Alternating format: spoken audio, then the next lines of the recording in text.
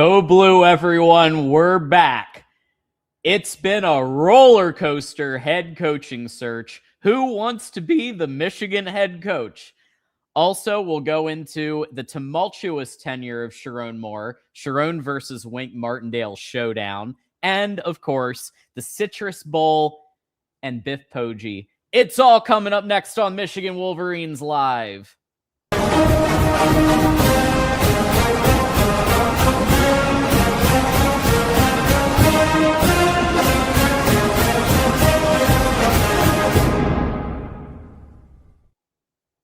Here we go. Hey, everybody. It's another episode of Michigan Wolverines Live, episode 231. I'm John D'Adamo, and I'm your host. Take you through the next hour and a half or so. Find me on X at John D'Adamo. We are coming to you live from YouTube. We're coming to you live from X, at least for the next 10 minutes, 15 minutes. We're coming to you live from Twitch. And don't forget, we sound good on radio. Apple Podcasts, Spotify, Amazon, and iHeart. As you join us, go ahead and hit that like button. It just takes a second, and it's free, and it gets this out there to a lot more people. Hit subscribe and share the YouTube link out with friends, family, other chats, Discord chats, group chats, whatever. Send this all over the place so that people can tune in and get the latest intel that we have here. And finally, for the most part, we'll just take super chats tonight. If you have a super chat, that means a comment, a question. Go ahead and make a super chat, and we will put it right up on screen and answer the question. That's what's happening, and without further ado, I think it's time to bring on my partner in crime, TJ Ronin, in the house. Another Tuesday, right before Christmas. We're back. Yeah, Merry Christmas, everybody. Yeah, Merry Christmas. Holidays. We're celebrating. We're celebrating Michigan. We're celebrating Savion as long as we can. Right there, it is. As long as Savion's here, we're gonna represent. But big show, a lot to talk about. I got some clarity on my Jeff Braum take. It's like, we'll get into it. We got a bunch to talk about. And an article that came out that we will definitely be discussing. Looking forward to it. Shout out to everybody. Thank you to all the new members we see. We're gonna get to you. Appreciate all the OGs. Appreciate everyone watching. Let's have a good show. Let's do it. And already, everybody in chat, we got Mar here. We got Mike Fort. Lots of folks hanging out. Goats since Yost. Michigander back with his regular screen name. No more 6969. We got Michigander back. Stallions, Matt Anthony, all of you guys, really appreciate everybody being here, being members, and everything else. And Nick as well. What up? Go Blue. Look at everybody. Everybody's here for us. Love that. Before we get started, of course, we have our sponsors that we want to give thanks to. They help us. We want to help them right back. So if you have insurance needs, if you have life insurance needs, all of that good stuff, at Win Agency, we try to make things as simple as possible. We now have 3 self-service options available on our website. Check out the links in the chat to run your own marketplace, Medicare, and life insurance quotes. This service is available 24/7, 365.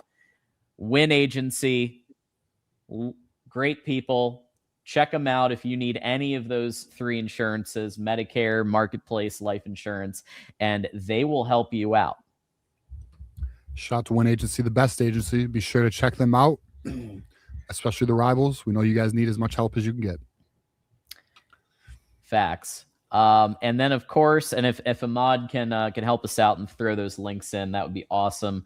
And then also, Michigan Live, sponsored by our friends at Healthy Dogma. Healthy Dogma is owned by Michigan alumni who know what loyalty means. For decades, the May family has cheered in the big house and as always brings that same dedication to crafting clean, Michigan-made food for dogs. Check out healthydogma.com and use code 25GoBlue because Michigan loyalty extends to our 4-legged fans too. Healthy Dogma, folks. Check it out. Get the pet mix. This one has chicken and just throw some dry mix and water and mix it together in there. There's even different flavors of treats, like duck flavored treats. So there's something for every dog. Shout out to Healthy Dogma 25 Go Blue for 25% off. We appreciate Healthy Dogma. Thank you. Okay. So, folks, we have been hearing from you, the viewer, and we've been hearing all kinds of things about the head coaching search. So before we get into who wants to be Michigan's head coach, just like Who Wants to Be a Millionaire, remember that show? Well, now we've got Who Wants to Be Michigan's head coach. I want to remind everybody of a couple of things. Like TJ and I, we do these shows for the love of the game, for the love of Michigan. We are fans, but we also have a platform at Voice of College Football. So for the last 4 years, we've been trying to do the best research, talk to folks, all of that good stuff, and bring you the best intel that we possibly can. But we are not insiders, and we don't call ourselves insiders. So I think that that's something that people just need to understand. Like we don't put insider in our channel. We don't name our show the Michigan Wolverines Live Insiders. We call it Michigan Wolverines Live, right? So like all I'm asking is like sometimes intel turns out to change. For example, we didn't expect that Dillingham's interview was going to go the way that it went, to the point where there was a question of, is he the best cultural fit for Michigan? Like, we didn't know that was going to happen on Friday. Right. And we didn't hear about it till later. So just things like that. We just ask, like, understand that we're just doing our best to give you the best research and the best intel that we can at the time. Well, it's like this. It's very simple. What we do is we give our analysis on all things Michigan. Majority sports related, unless there's something that calls for our attention outside of sports, but essentially Michigan. And from time to time we get info. We do our best to vet it, by the way, because we get a lot of info. Yep. And a lot, and 30% maybe good, to be honest with you. And we do our best to bring it to the table, and we try to give you guys as accurate as we possibly can. And John was saying he had some people challenge him. I've not really had anyone challenge me. Regarding our approach to the coaching search, listen, we help narrow the list down to 3 guys. We are all aware of the background check on Jed. Mm-hmm. We know Michigan has made Kaylin Dbor a number 1 priority, which we'll talk about more tonight. We'll get into that as well. And the Dillingham thing, it looked like Dillingham was largely the heavy second place favorite. Okay. He did a virtual interview. So everyone who's watched our Tuesday or our emergency shows or whatever, that's pretty much been our position. Then Friday happens. We do a post game for the Oklahoma-Alabama game. Well, Friday he had a virtual interview with the university. I was told, and I'll be honest with you, I disregarded it because I didn't know. But I was told the interview didn't go well. Yep. I heard the same thing. Means, but I don't know what that means. Okay. Mm-hmm. So I was like, all right, is it true? Is it not? No idea. But then fast forward to the game, we saw Kaylin Dbor unfortunately win. And anyone who watched the Friday show knows exactly where I was. I was signaling the alarm. I was letting everybody know the Arizona State donors are rallying. We could very well lose Kenny Dbor or Kenny Dillingham. The Kaylin Dbor situation looks bleak considering he won. And then what happened? 5:30 in the morning, Kenny Dillingham has his contract extended because the donors were rallying. And I told you, Phil Mickelson was one of the ones rallying. I shared everything we possibly could, given the situation. Not trying to scare anybody because we don't do that. We just try and bring as accurate and honest information we possibly can. So that's the situation. So again, will we try our best as we move forward? Of course. I will say this though, and just so we all understand, it is getting foggy right now. I have some opinions on the way this search is going. I have some, I'll be real. I have some information, but I'll be real. I'm afraid to even share some of it because everybody has information right now. And because everybody has information, I wonder what's the right information? I've heard a few things on the Braum situation. I've heard a few things on the Kaylin Dbor. I have a piece of information I'll bring tonight that I think is fascinating as fucking hell. And I don't know what it means, but I'll share it and we can figure it out together. So it's one of those things. We do our best here. We appreciate everyone rocking with us. But to John's point, there is the Sams and the Ballasts who are, Isaiah Hole has the same position. And, he's like, look, the time I get information, I share it. But just so we are understood. But listen, at the end of the day, we always do our best. And we will cover the topics to the best of our ability, just as what it is.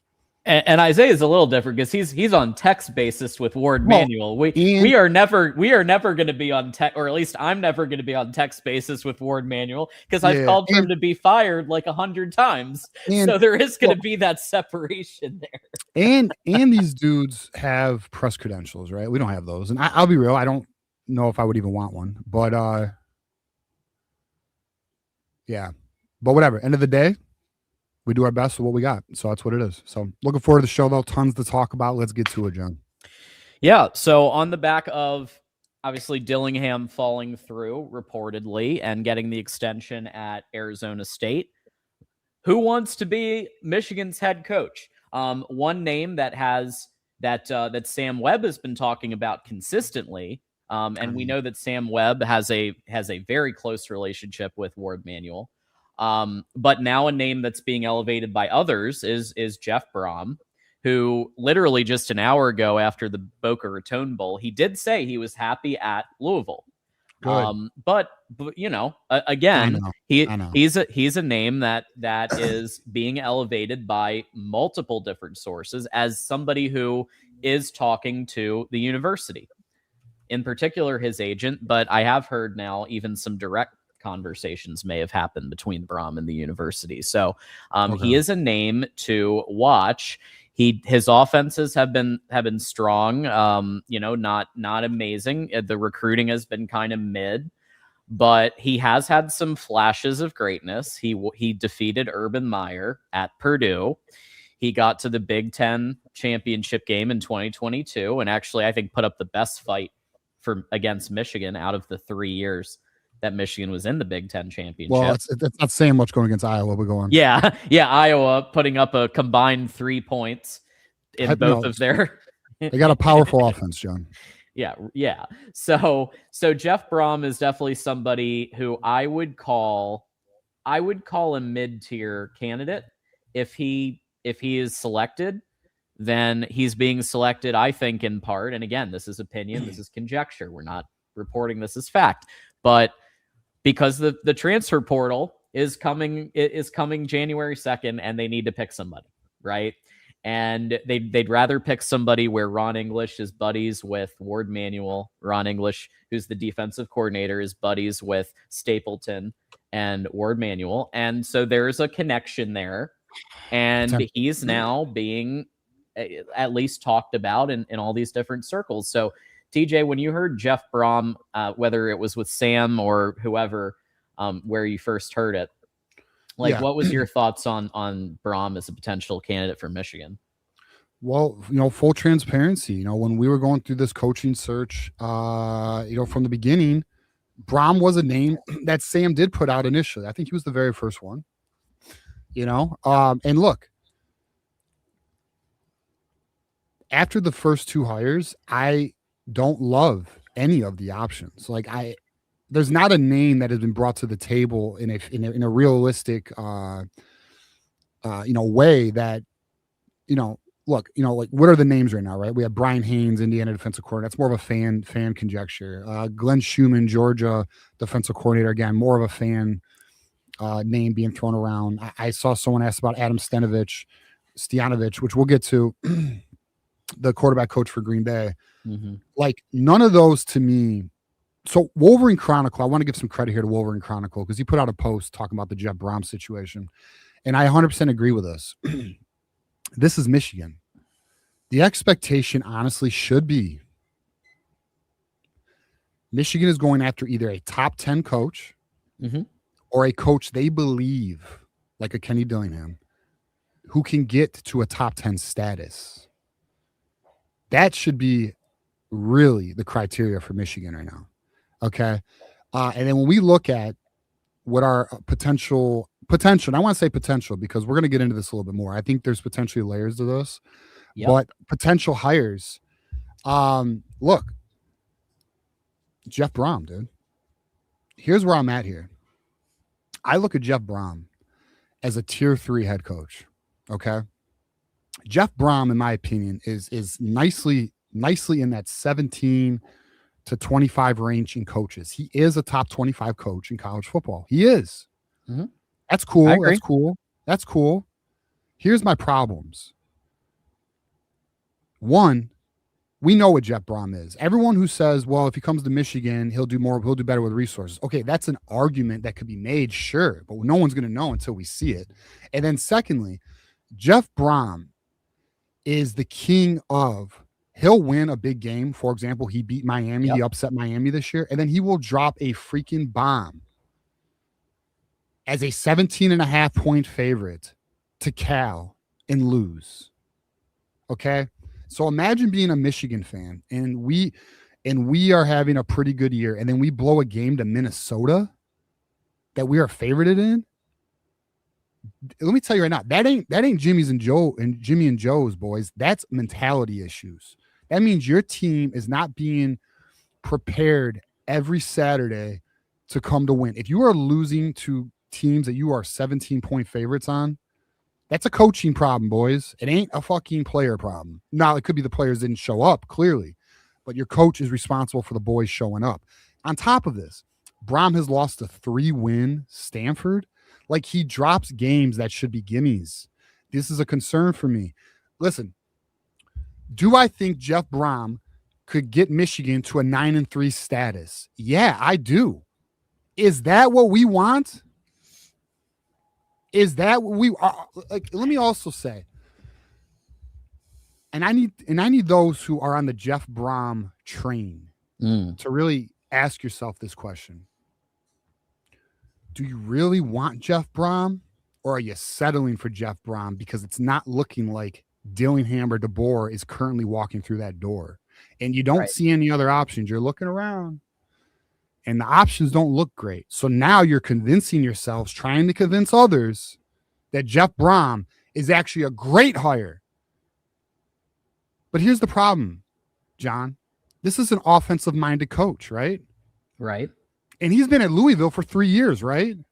His alma mater, yeah. So we would argue it's his players. This is his program now. He's had pretty much a full cycle to get his guys in that program. Am I right? Exactly. Yes, and it's gone. It's what, 10-2, 9-3, 8-4. 10 wins and then 9-4 and then 9-4. But here's my problem, John. You want to know what the offense was ranked for Louisville, this offensive-minded coach with Miller Moss, by the way? Good transfer get. Like 50s? 70s. It isn't even far from Michigan. This is Jeff Braum. You know, the QB whisperer that Steve Dace is talking about right now? I saw Steve Dace's video. I have respect for Steve Dace. I do too. I think Steve Dace, unfortunately, gets emotionally drawn from games, and he reacts very publicly about it. But I will but listen, smart guy, but I don't agree with his Jeff Braum take. Jeff Braum take. He wants to talk about the quarterback development. None of them are great quarterbacks.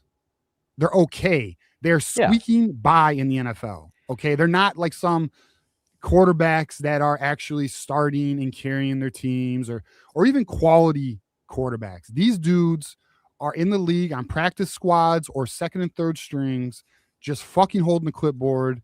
That's it. Now his take is, well, Shea Patterson was a 5-star and he never sniffed a practice squad. You ain't wrong, but that doesn't make it good. Just because Michigan's lack of ability to develop a freaking quarterback does not mean Jeff Braum giving me borderline NFL quarterbacks is a good call. I mean, the running game for Louisville, his best quarterback is probably Aiden O'Connell, who's a backup at the Raiders. Right. Okay. And then you have his other argument as well. He's produced 5 1,000-yard rushers. Well, this year the running game is ranked 60th. Okay, like Braum is a kind of good coach, not a really good coach, and he's not elite. I agree. And this is I know I'm just making my argument because I've been debating people all day on Twitter, but like, that's it. Now, if you guys want to settle, listen, mind you, y'all can disagree with me, and you have every right to disagree with me, right? That's fine. but I'm not going to sit here and fucking sunshine pump you. Like, if we got Jeff Braum, I hope it works out. But I can't tell you. And we'll talk about the pros and we'll talk about the cons, like we have everybody who gets rolled out. But yeah. I agree with you. I think it's a mid-tier hire if that's it, and they're doing it because they feel like they need to do it before the portal opens up to retain and then also go after people. I don't think it's a Michigan level hire. I just don't. I'm not convinced that with Michigan's resources he's going to upgrade. And remember, he hires a lot of his brothers. That's right. He's got Ron English as a DC. The only way I'd be open to Braum is if he is going to commit to hiring elite tier assistant coaches. It's the only way that it makes sense, in my opinion. All right. So if we look at Louisville's schedule here, all right, you beat Eastern Kentucky, you beat James Madison. Woo-hoo. Now James Madison's a playoff team. Isn't that funny? But you're going, you lose to Virginia Tech. So your first ranked opponent, you lose in overtime. You do beat Miami. Obviously a great win, but then he falls into what we talked about, losing to Cal as a 15-point favorite, losing to Clemson. They were favorited in this game, by the way, and then losing to SMU. Let's go the season before, John. Let's go to 2024, okay? Mm-hmm. Does a great job beating up on Austin, PA and Jacksonville State. Ooh. Loses to Notre Dame and SMU again. He better stop playing SMU. And then, boys, I love this one right here. Beats number 11 Clemson, and then the very next game doesn't have his players ready, goes at Stanford and lost to a fucking, at the time, 3-win Stanford team, finished the year 4-8. Like, that's my concern. That's my concern. You were going to get a 9-3 coach out of Jeff Braum. If everybody's okay with that, that's fine. But I'm going to be real with you. This fan base will not be okay with that. In 2 years, you guys will be looking for your next fucking head coach. I'm trying to avoid that. Whatever coach we get next, I hope, is a 10-year hire.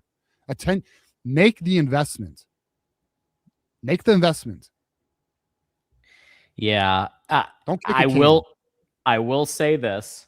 Jeff Braum, I would still prefer over the next name, Biff Poe. So for whatever reason, there is a faction of Michigan media, hires up, donors, even big time donors, where they're starting to talk about Biff Poe as the 2026 option, which I think would be, and I'm not going to hold back here, it would be an absolute unmitigated disaster to hire Biff Poe. And let me tell you why. Even if they mask it by saying it's a 3-year deal, everyone knows it's like, if he does poorly, he's out after 26, right? If they go 5-7 and worse, he's probably going to be out, and they're going to conduct a national search very early. The thing is, TJ, we don't have the luxury, like in the NFL, they have the luxury where they can just have, what do we call it? A tank year, where they tank to get the highest draft pick. We don't have that luxury in college football with the precious resources and NIL and everything that's being attached to these players and the initiatives and the donors that are part of it. We can't just take a tank year. And in my opinion, Biff Poe is a tank year. At best, it's a 6-6 year with the schedule that we're facing. I don't know. A 6-16 head coach absolutely shit the bed in Charlotte. I know not a lot of resources, but then at Nebraska, one of our community actually said it, and I thought it was a really good comment. Biff, the guy who gave Nebraska a free Hail Mary because he's got zero game management. Like, yeah, Nebraska had a Hail Mary opportunity because of the time management that, like, we talked about Chiron having bad time management, but Biff wasn't great either. Yeah. So I don't think that I like Biff though as like a business liaison, or somebody who could be you know who no I'm gonna give Marmar credit here. I talked to Marmar today. Okay. Marmar's right. You know what Biff should be? What's that? The next athletic director at Michigan. In my opinion, Biff Poe, he understands the game. He knows the climate of college athletics. This dude's a self-made multimillionaire. Real as fuck. I think Biff Poe would be an excellent athletic director. I don't want him as my next head coach, though. I'm fine with him within the football program, like obviously, like clearly, no issue there.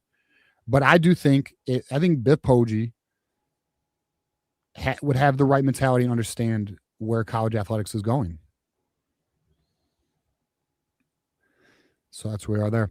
All right, but I want to hit on. So I want to hit on. Let's talk about the rest of the coaching options, John. Unless you have something else you want to give on Biff.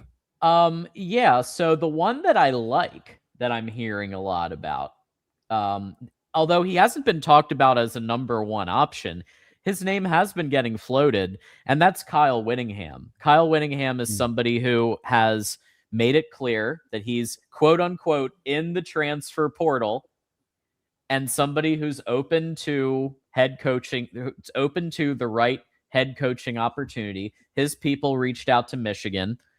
I like Kyle Whittingham out of these. If I had to pick one out of these three specifically, I'm picking Kyle Whittingham all day. Why? Great defenses, right? Good to great defenses. He's won multiple conference championships. He is able to elevate his teams. He was able to do quite a bit, in my opinion, at Utah. I understand he inherited Urban Meyer's program, but he kept it very consistent for a long, long time. And so I believe that with Michigan's resources, the one out of the three here that I would be most interested to see would be Kyle Whittingham. What do you think about Kyle? What do you think what do you think that fit would look like at Michigan? Yeah, so all right. Let's just say Kaylin Dbor doesn't happen, okay? And we're going to get into we will talk about Kaylin Dbor. That's the next one. Yeah. My thoughts on all that. I think Kyle Whittingham, as things stand, and we could talk about Brian Haynes, Glenn Schumann, Adam Stenovich, right?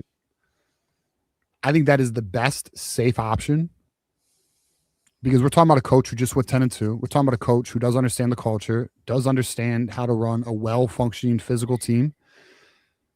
It's obviously not a long-term fit.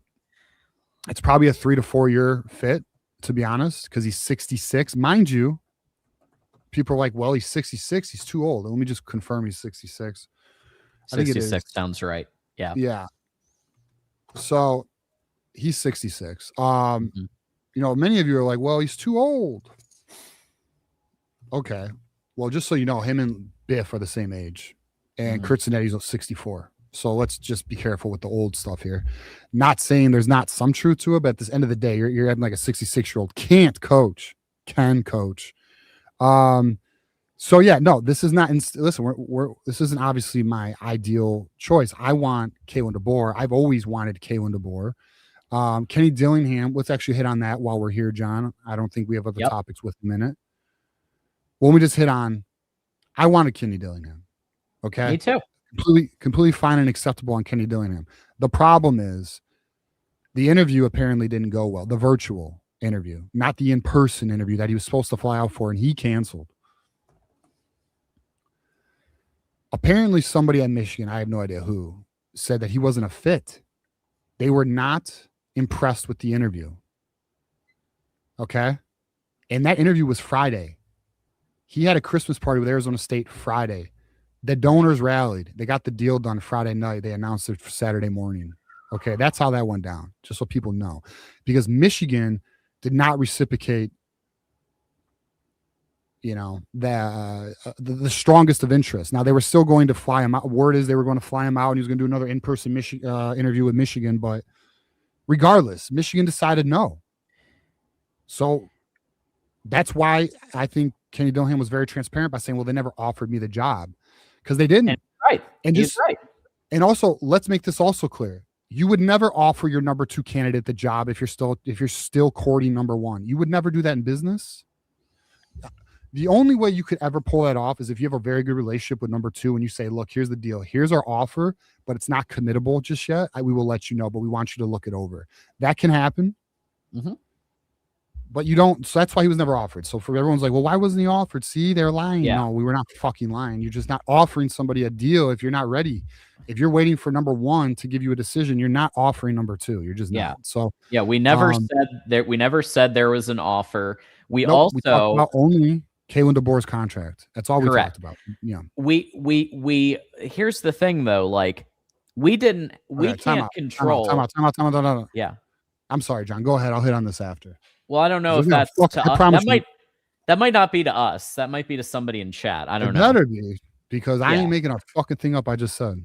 Yeah, it might be to somebody in chat. But the point is, like, we're sharing intel as we get it, but we don't have the ability to psychically know that the interview is not going to go well, quote unquote. We don't have the ability to psychically know when apparently a faction of the administration believes that Kenny Dillingham isn't a good fit for Michigan. We won't go in. You can DM me if you want to know exactly what I think happened, but not a good fit for Michigan was not for football reasons. I'm just going to leave it there. Allegedly. Maybe. I mean, that's the thing, John. I don't know. I mean, all we know is it wasn't a fit. Now, I'm going to be real with you. I cannot fathom what it is. We have an idea, but I don't know. So, whatever. So, all right. So let's talk about, since we're hitting all the coaching candidates, let's talk about the Kaylin Dbor, and then let me close with the Whittingham, and then whatever you want to hit on. Unless do you have something else you want to hit on, John, before I go? No, I definitely want to talk about the fact that there is still a contingent of Michigan that wants to hold off and see what happens with Kaylin Dbor. So we do believe that this is at this point a very long shot, especially if he beats Indiana. But it's still a thing. All right. So this is extremely fascinating to me to watch and observe, right? Because I'm gonna be real with you. Losing to Oklahoma losing to Alabama, in my opinion, really shut the door. Like, it really closed it. If it's not shut, that shit is close to close, right? Well, apparently, yes, there's a belief in Ann Arbor. Okay. There has been no given by Dbor.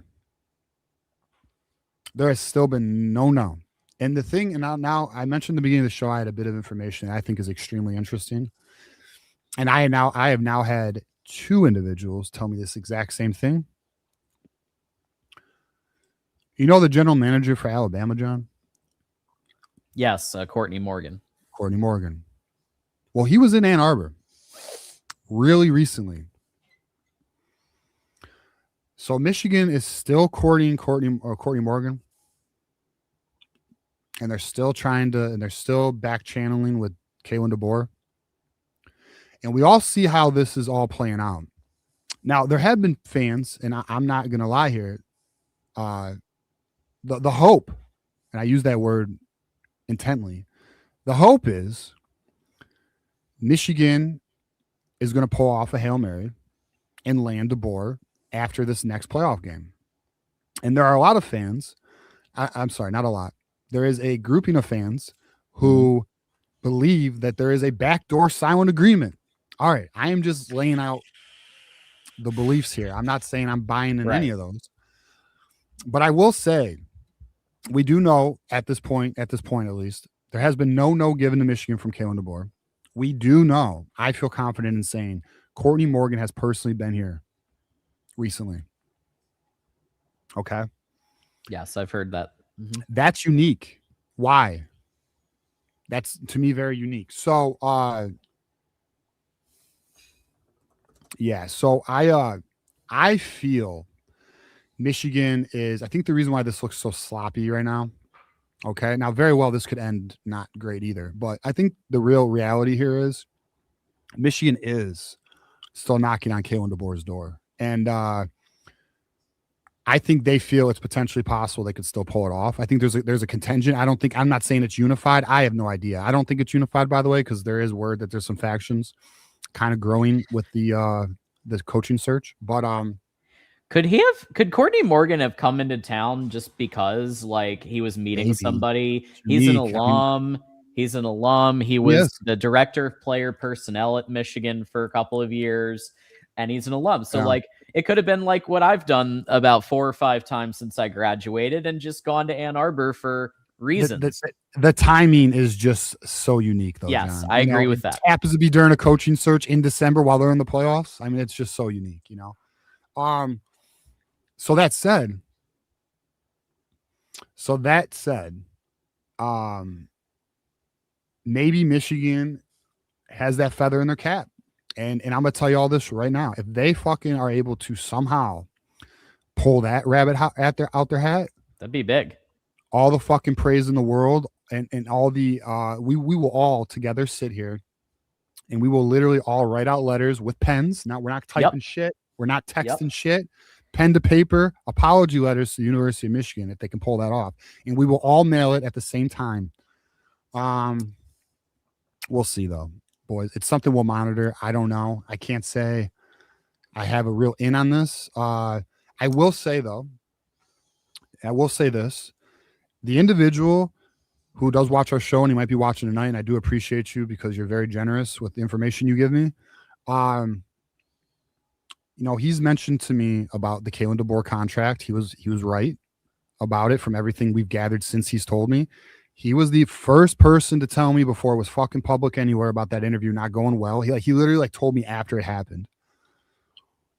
And I was like, all right, we'll see. Hopefully not. I was hoping it wasn't, And then he mentioned to me that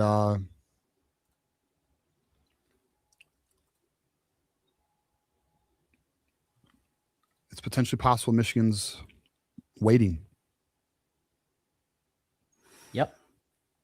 Potentially waiting here for Dbor. So still waiting for Dbor. Yeah. But here's my question.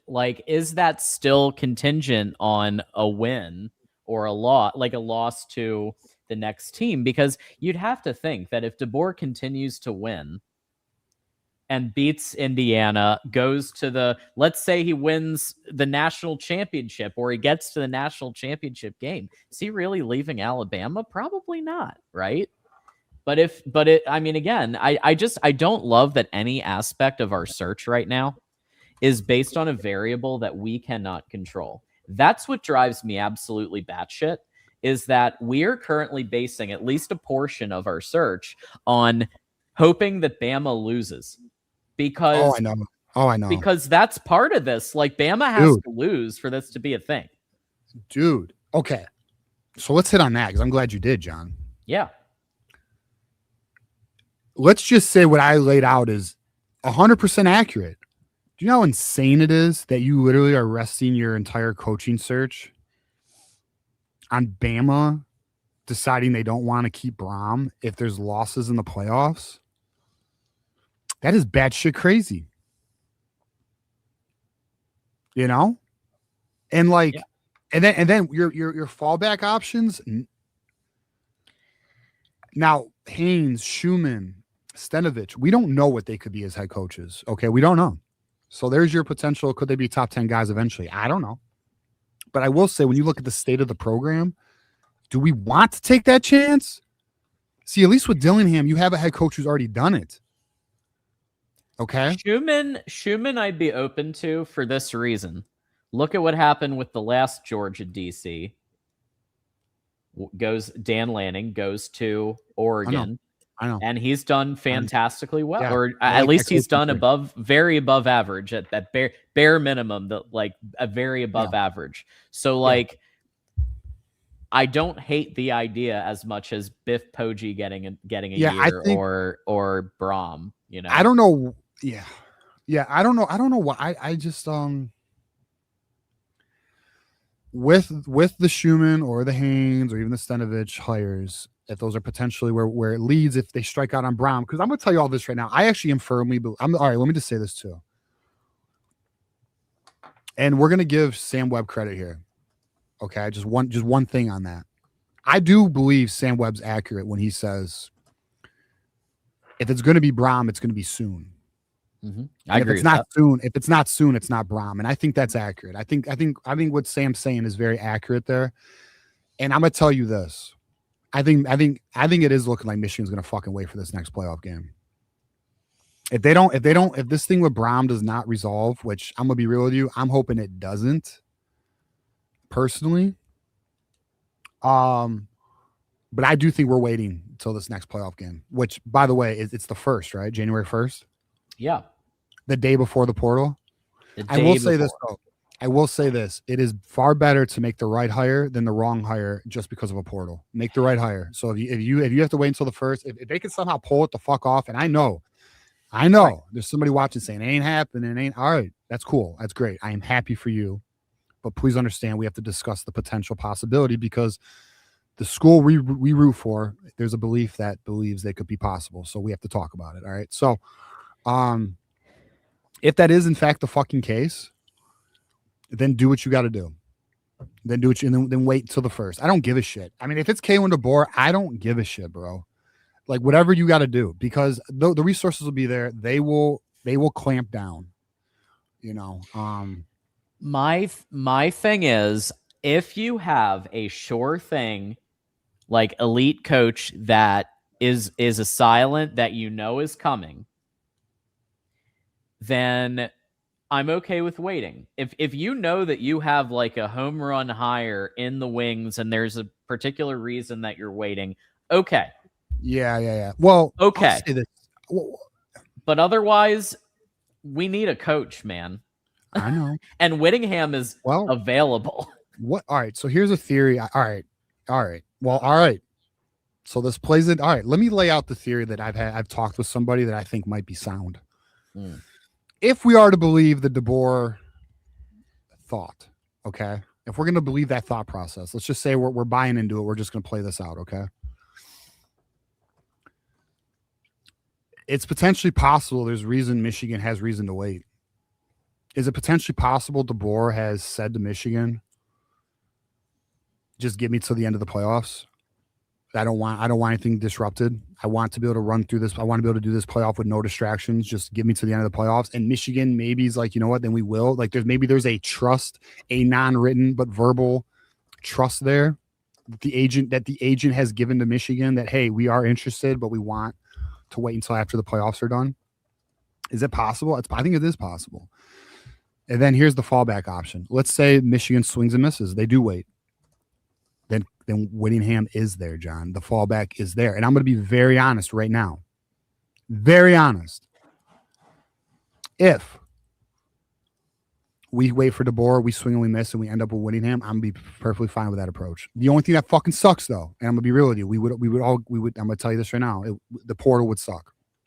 Yeah. Because then you're waiting until the 1st, and then you hire Whittingham, and then your class has already been contacted by agents. The portal's already open. Yeah, it could be ugly. I don't disagree. Yeah, if that's okay. So if that's the plan, which again, we don't know, and we're not claiming to know, just again, another disclaimer, because I feel like we have to. John, I feel like I framed it well. Let me just say this, and I mean so respectfully. Yeah. I framed it so absolutely abundantly clear. Yeah. If you're not comprehending it, that's a you problem. Yeah, that's a you problem. And so I can't help if people are not comprehending how it's being framed. I said if we are to buy into the thought process, we're just playing this out, you know? I know. I'm sorry if anyone wants to take it literal. That's a you problem. Yeah. But again, I'm just okay. So here's the thing. If that's the plan where, okay, Dbor is the ideal and maybe he's a silent, and then the alternative is you go with Kyle Whittingham. Okay. I mean, I'm not opposed to that because Kyle, out of all the names that are being mentioned, I like that aren't Dbor and Dillingham, Kyle that have been mentioned, Kyle Whittingham for me is he makes a lot of sense for the next 3 years. I'm not saying obviously he's not a forever hire, but he stabilizes the program. His connections are vast. He will be able to assemble a very good coaching staff, and he'll be able to pull guys from the portal with the resources that we have. Listen, check this out. Kyle Whittingham. Do you want to know where Kyle Whittingham ranked in coaching rankings for majority of publications? Probably top 10. Top 10. Yeah. So what did we talk about in the beginning? Shout out again to Wolverine Chronicle, a friend of the program. what did we talk about? Wolverine Chronicle was 100% right with what he said. He said Michigan should be going after top 10 coaches or coaches they believe can make it to the top 10, which is your developmentals, your Kenny Dillingham types. Okay, that's it. Kaylin Dbor, top 10. Kyle Whittingham, top 10. Now, if we want to talk about the Hines and the Schumans, and all right, I'm willing to hear it. I'm not in love with them. I don't know. My problem is maybe I'm all in on Kaylin Dbor. I've been all in. I mean, to be honest, my backup plan was Dillingham. It was my backup plan. My backup plan was Dillingham. I don't love BROHM. Brian Haynes does kind of intrigue me because he comes from the Kurt Signetti tree. I think that is intriguing. I'm just wondering if I feel like the first year could be tough, you know. Glenn Schumann does intrigue me a little bit. I like the idea of Schumann. But here's the thing about you hire a defensive-minded coach, you better get a dog-ass offensive coordinator. And do these guys have that network? Have they developed their coaching network? They're younger. I'm not sure they have. Like, that's the problem when you hire defensive coordinators as head coaches, is like the offense can sometimes be left more to be desired. We don't want that. So then there's somebody arguing right now watching this saying Adam Stenavich. Maybe. Obviously NFL ties, former Michigan player. It's an unknown. It's just what it is. We would be hoping it goes well. You know, but with Kaylin Dbor or Kyle Whittingham, I know what I have. And with Kyle Whittingham, guess what? You can be very transparent with Kyle. Like, Kyle, here's the deal. We're going to bring you in, but we would like to set up next coach in waiting, or what is the plan, or what is our timeline here? That should be figured out. And then Michigan can prepare itself to offer, to make sure, hopefully Ward's not our AD, but who the fuck knows? Make sure Ward Manuel's not our AD, but whoever the next AD is, make sure that list is ready and prepared, and you have vetted coaches 12 months before you're ready to hire. And you make a fucking move because you're Michigan. Yeah.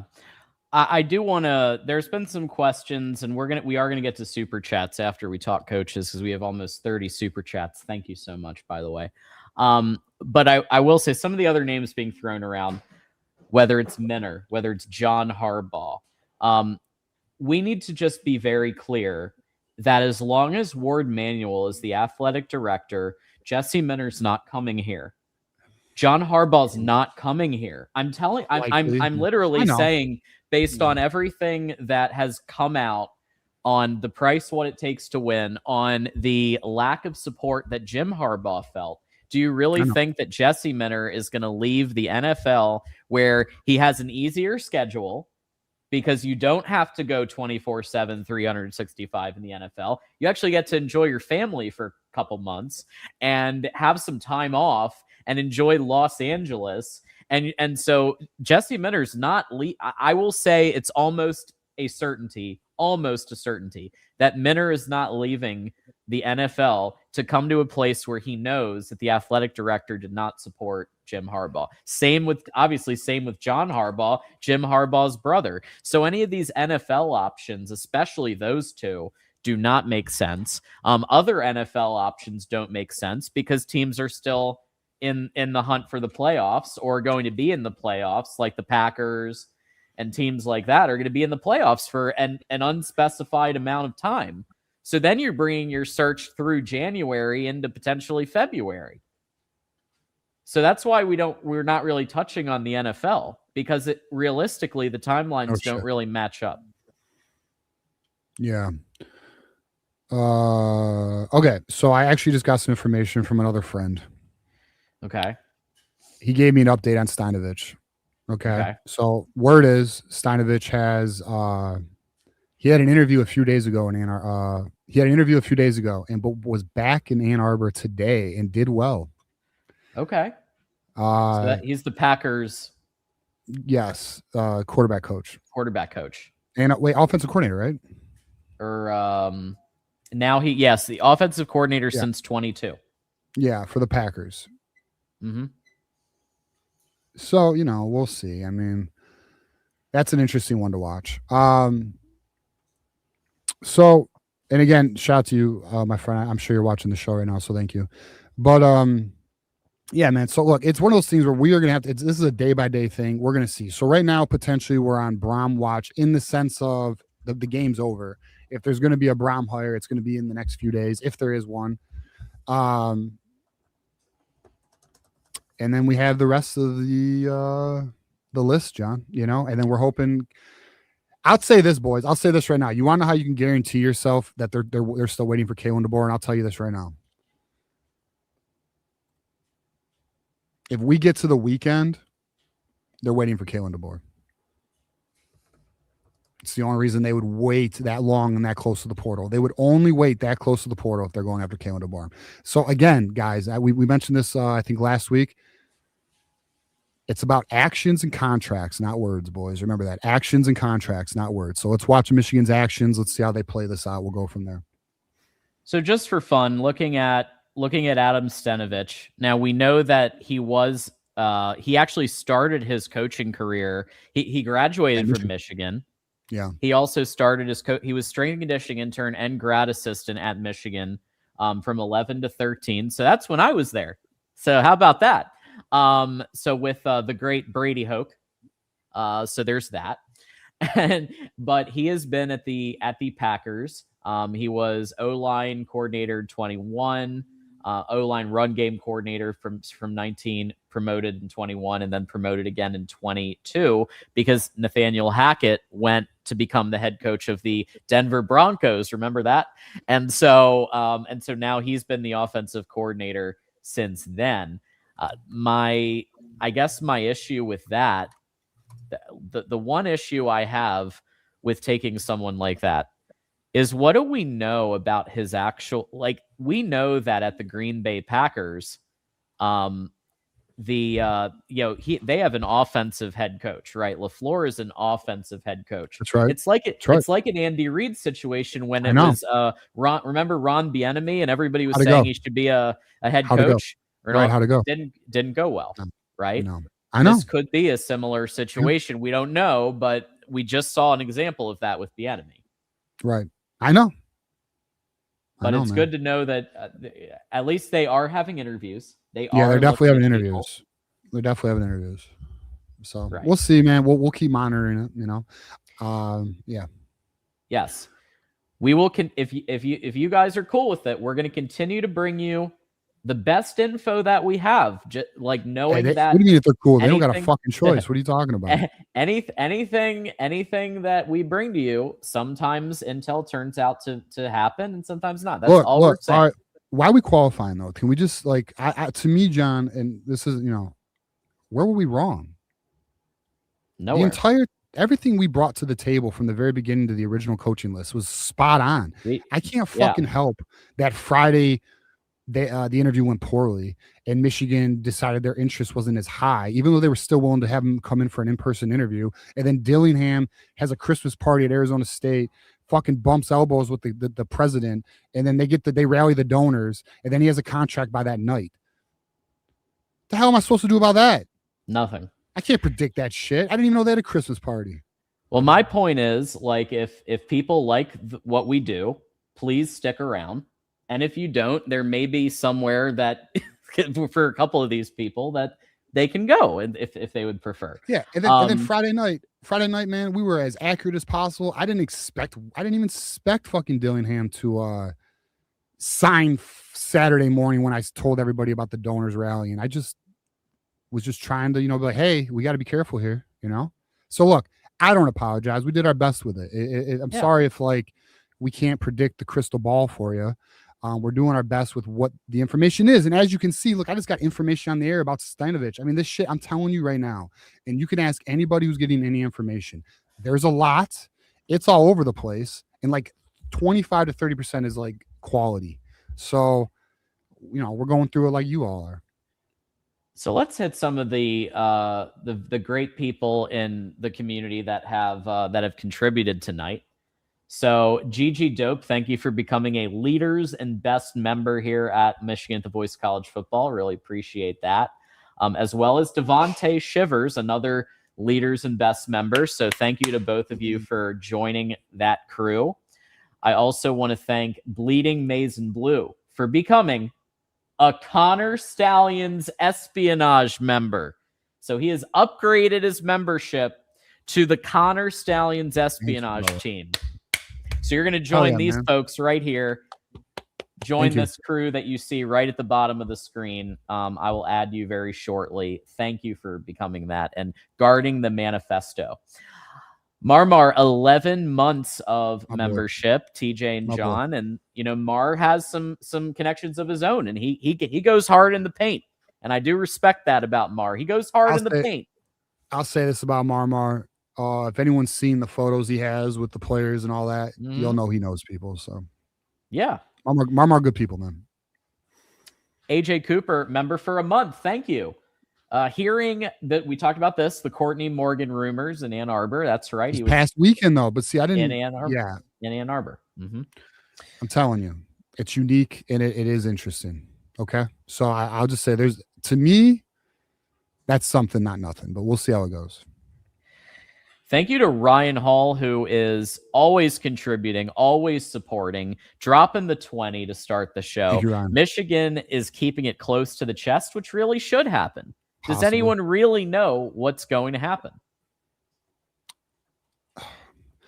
Bro, I really want to say they have a silent agreement with Kaylin. This is what I want, right? This is like my ultimate want. I wish I could say they have a silent agreement with Kaylin Dbor and he'll be our head coach after his bowl run here, but or his playoff run. I don't know. No, I can't say. I don't think anyone really does. I don't even know if Michigan knows. I think they're playing high stakes poker right now, and it could get dangerous. It could. Yeah. That's the thing. Nobody really truly knows every detail. Even like Sam Webb, who's like as close to the administration as anybody. I mean, he doesn't bat 1,000. Like nobody bats 1,000. This, especially with something as roller coastery as this coaching search. Like where interviews happen, then the outcome changes based on the interviews, and everything can change from day to day. So yeah. Dr. Fakin actually has another take on Dillingham. Dilly seemed mentally unstable and too emotional. I don't know. I don't hear that. He gets me fired up. Some would argue he's passionate. I like the passion. I like Dilly too. I actually think Dilly would have been fantastic here. I really do. And I think I'm gonna be honest too. We're gonna let this coaching staff play off, but I may have a rant on our administration. The way that was handled, like what the fuck? He's not a fit. You're not a fit. Get the fuck out of our school, bro. I was so shocked, but it also is very on brand for certain members of the administration. That's another reason why, like, if anyone's like, well, I mean, I'm kind of pissed off, man. Like, I can't believe the way they handled that shit. This could have been so. Here's the thing. This could have been locked. Yes. Thursday, even Friday, could have been done. We could have had him. We could have had him. He was on camera basically begging for money. The next day. Because he can't get it at Arizona State. Oh, well. And then here's the thing, too, is like, if there's any Arizona State fan, they'd be like, oh, they're just making up that interview stuff. I promise we're not. No. We've heard it from multiple different sources that there is an interview that didn't go well. Now, what speculation, we go into the realm of speculation when we talk about what actually was the. Yeah. And if you want to DM me and ask, I'll give you my opinion on it. But I'm not going to do it on air with 3,000 people. But I DM me and I'll give you my thoughts. Kevin with the 5. How the hell did we go 9-3 with all this noise? Very true. And this is going to go to. We are going to hit on the Chiron Moore stuff next topic. Imagine if we had a focused coach, focused assistants, and a winning mindset. How about that? I love that, Kevin. I love the Star Wars avatar too. Love that. That's really cool. Assassin with the 5. Shout out episode 231, my hometown area code. And home of the 4-time D2 football national champions, the Ferris State Bulldogs. Love giving. I would much rather give them the than the other team that likes to use that. Love the show. Go Blue. Appreciate you, Assassin. Ryan's back with another 20 here. Thank you for the back-to-back 20. Means a lot. You know it does. Michigan isn't giving any inside info, which in my opinion is how it should go. Then agents don't get a lead on the race. Will say since the weekend, it's been different. It's like things have gotten tighter. We'll see. Do I know what it means? I don't know what it means. Michigan's just trying to walk a little quietly. It just seems like it does seem like something's up, but that'd be giving the administration too much credit. And I think many of us are not sold on the administration being that savvy. Although then I would argue with myself, how about Dusty May? And I'd be like, yeah, I know. I hope.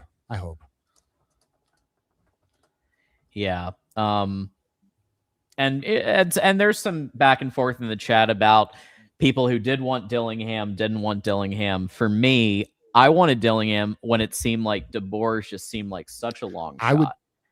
Dillingham to me was like, he could have been the next Bo. He could have been the next. He's only a few years younger than when Bo took the job. Yes. Like this could have been a 20-year dynasty. Yeah, exactly. Yes, this could have been a dynastic coach potentially. Now, not high praise. How about this? How about a really good coach for a long time? He has that potential, right? So, whatever. Yeah, at least a very good coach for a long. I'm with you there. Like dynasty might have been a bit far, but he would have been a longevity coach, which never happens in today's sport, in today's college football anymore. But he could have been for Michigan, right? He could have been. Another question about Adam Stenavich, who we did cover in our segment, and I think there's ups and downs with an NFL candidate, especially one that's in the playoffs. And do they let him out? And the questions are like, is he like, how much is he involved on the offense for Green Bay? Like, it's one of those things where it's like, okay, like you want to know the truth. Now I'm speaking for me here. Again, anyone is free to feel how they feel about this coaching search, have the opinion they have. I'm not telling you anything other than my opinion. In my opinion, we're falling back into safe mode. Oh, a Michigan man. I'm over that shit. Yeah. We tried that. Yeah, how'd Brady Hoke go? Right. No headset. Hey, interception. 30-0. False start. Minnesota's 30 and Michigan's like 3. Muffed a punt. Hey, good job, boys. Next play. Good. Yeah, that was a Michigan man. Okay. Now, Jim Harbaugh, a good example of a Michigan man, good, very, very good head coach, won a national title. But there's been more examples of it not working out. So I think it's time you just get the best candidate you can get. Dude, Drufus, we're just messing around, man. You know it's all about. We're just saying. It's not even about your. By the way, thank you for the super chat. It's really just about like, I feel like Michigan. My concern is I don't want to settle. You know, I don't want to be. Oh well, let's just get that Michigan at 9-3 shit. I don't want the 9-3 shit. You know, I want someone who's going to push us to the playoffs and championship seasons. If we can't, I want that DNA. Find the coach with that DNA. That's what your search firm's for. That's what it is. Okay. So we'll see. I don't know. We'll find out. I'll love. We got it. I'll love Drufus. No, I got it. Yeah, it was just. Is Greg Schumann the next Dan Lanning? I don't know. I don't know. We don't know. I don't know enough about Schumann, to be honest with you. I mean, I'm aware of what he is, Georgia defensive coordinator. I'm not following Georgia like that to know how they think about him, but I don't know. And to be honest, too, that name has more been fan thrown out than actual sourced name. We'll see. But thank you for Super Chat, Michigan. We appreciate it. We got iFresh here, $5 Super Chat. Why don't we just intern Biff for a year to look at an actual tier 1 coach instead of set our program back 10 years? Fuck settling for an average. Okay, so this is an interesting take. There's a risk. Thank you for the contribution, but yes, go ahead. Well, the risk, John, and let me know if I miss anything. I mean, look, then guess what? Your team knows you're doing a year. You're taking a year. Your team might not want to stick around for that. You are now burning another year of Bryce Underwood. By the way, well fucking planned out that has been. Thanks, fucking Chiron Moore. Yeah, so it's a risky play. It may be the way to get the coach, but I mean, it could take some years to rebuild because you're gonna lose out. Recruiting be tough for that year too, by the way, because they know that's a dead man walking. Yeah, It's essentially like I talked about earlier in the show, it's like a tank year in the NFL, except we don't get a tank year. Like, that's the thing. No. Like, if we do a tank, because we don't have anybody signed except for like Bryce Underwood and a couple others. We don't have anybody signed to like and technically you can't have a contract where you have to play at a certain place for multiple years. The most that you can do 1 year, right? You can sign a 2 to 3 year deal, but there's no real teeth to it. Like, you can't put in an enforcement clause because that's technically still illegal. Like, you can't put in an enforcement clause of like you have to play here for multiple years. So yeah, didn't somebody just go after a player for leaving too soon? Who was that? One of the schools did. I think it was like Missouri or Tennessee, or I don't know. I could be wrong. It was a Southern school, I thought. But anyways, yeah, I don't know. It's a risky play. I mean, and here's the other thing too, boys. We got to be very careful, because can we just be real here? We could easily find ourselves on a slippery slope in another 8-year downturn. Like, that's the other thing too. I am trying to avoid the 8-year downturn. I went through it not too long ago. Terrible fucking time. And it brought you Harbaugh. But shit, that's a long time, man. And I want to avoid it. I don't want to go through. Like, here's the thing. It's not necessary.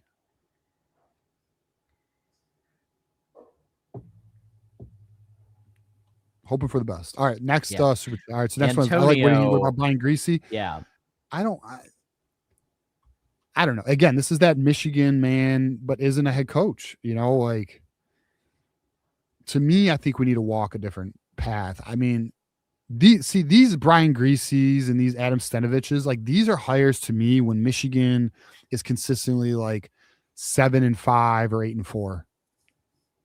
We're a mediocre program, and we're trying to find that guy. We can't get an ace. We're not that program. Does he have 1 year of head coaching experience? No, I don't think so. No. So I'll be honest, I want, with the one exception maybe being Schumann, I want somebody with head coaching experience Dude, he's only been a coach for 2 years. He's been a quarterback coach for San Francisco 49ers. That's his entire coaching career. That's it. Like, come on, guys. Yeah, it's just too risky. It's amazing he even got that gig right off rip, because it's hard to get a positional job never coaching before. But yeah. Michigander says Louisville fell off the cliff in the second half because they were down to their walk-on QBs and second string O-line. Didn't have a good defense either. So Michigander talking about the Boca Raton Bowl, which I watched bits and pieces I think he means the season. Maybe it is the Boca Raton, but okay. I mean, I see what no, you're right. The whole season, because they had more losses in the second half. But look, dude, my argument would be injuries happen to everybody, though. We went through it ourselves. We still had a better record. Mind you, can we also just stress the Louisville's in the fucking ACC? Like, there's nothing impressive about this. Mm-mm. The ACC, boys, he couldn't. Guys, guess what? The coach we're looking at couldn't even dominate the ACC. No, not for a single year. Sign him up. Woo! Michigander with the 5 again. So thanks for the back-to-back, Michigander. Michigan's in no place to demand a top coach. There's too much crap they'd have to deal with right now. That's why no one is lining up to take the job. Okay, let me also read this, because I don't want to, I don't ever want anyone to think we're one-sided or we're not looking at all data, because I know I strongly believe in looking at all data, even data I don't agree with, by the way. Mm-hmm. Mm-hmm. You never know what you don't know. An individual made a solid point. He goes, he was 7-1 before the injuries. Okay. I'm not going to say there's no validity to that. But how'd it go? I mean, like, look, here's the deal. Here's the reality, right? If we hire Braum, we're going to find out together. Okay. But I'm just letting you know my concerns. Like, I just, I don't love it. I don't hate it. It wouldn't be. Now, let me just also stress this. Let's say we hired Braum. I'm not sitting here saying, oh, we're fucked, we're screwed. It's not that either. Braum is a 17 to 25 ranked head coach. He's a good coach. He's a kind of good coach. He's not a really good coach or an elite coach, and that's where my position is. Yeah. Chaz says Michigan already knows that they're going with Biff in his opinion, or their opinion. One last try at Dbor. Put BROHM out to make fans feel happy with Biff in the end. I'm never going to feel happy with Biff. I'm going to be honest with you. I didn't know the Red Wings were on right now. Red Wings are on right now? I guess so. It's much watch TV, bro. Holy shit, they are. All right, keep going, John. So this Chaz is saying, let's put BROHM out to make fans feel happy with Biff. I'm not going to feel happy with Biff at any point. I don't know. Like, to me, no. Biff is conceding the year. I'm looking at Biff as my athletic director, not my head coach. Or like some type of business liaison, because he's a hedge fund manager. He was a former hedge fund manager, so he knows business. Like, he could be a really great... Yeah, he could be a really great donor relations liaison or manager or something like that. But head coach, no, sorry. Yeah, no. He's welcome in the program though. We want Biff. Yes, yeah, he's a great mascot and great motivator. He's a player's coach, but that's Chiron was also a player's coach. We need a bit more of an adult in the room that's going to instill a little bit of discipline too. Right? Do we remember what Jake Butt said? So Jake Butt said when Brady Hoke walked into the room, everybody's hooting and hollering and cheering and everything. When Jim Harbaugh walked into the room, it was quiet. Why? Because Jake Butt was told, we only cheer when we win. And that's the mentality. We need an adult in the room, head coach. No more of this buddy shit from the head coach. But Biff is welcome to stick around and be kind of that rah-rah guy on the sidelines. Totally. Love that. Love Red that. Wings win. Yeah, no, you're not wrong, though. You're not wrong. You're awesome. Right. Great to hear. Yeah, it is great. I agree. So Airy Daddy 56. Yeah, Miller Moss had 300 more yards and 5 more touchdowns than Underwood. That's some high-level development. We were talking about Miller Moss as a potential portal QB in the offseason. Yeah, because he thought he'd be a good interest. He just didn't want to play behind Bryce. Portal. Yeah. Yeah, but to our boy's point, a whole 300 yards more and 5 total touchdowns, and Bryce did not have a great year. Yeah, Bryce has also just turned 18 years old. Exactly. Miller Moss has had some more. That's his point. Elite quarterback development, bro. So this QB whisperer who. Yeah. Again, I like Steve Days. I don't agree with that take. I just don't. We're talking fucking borderline NFL QBs that were. It's nuts. Muscle Man with the 5. Hold on. Oh. What is it? What has it done for him? 9 win seasons.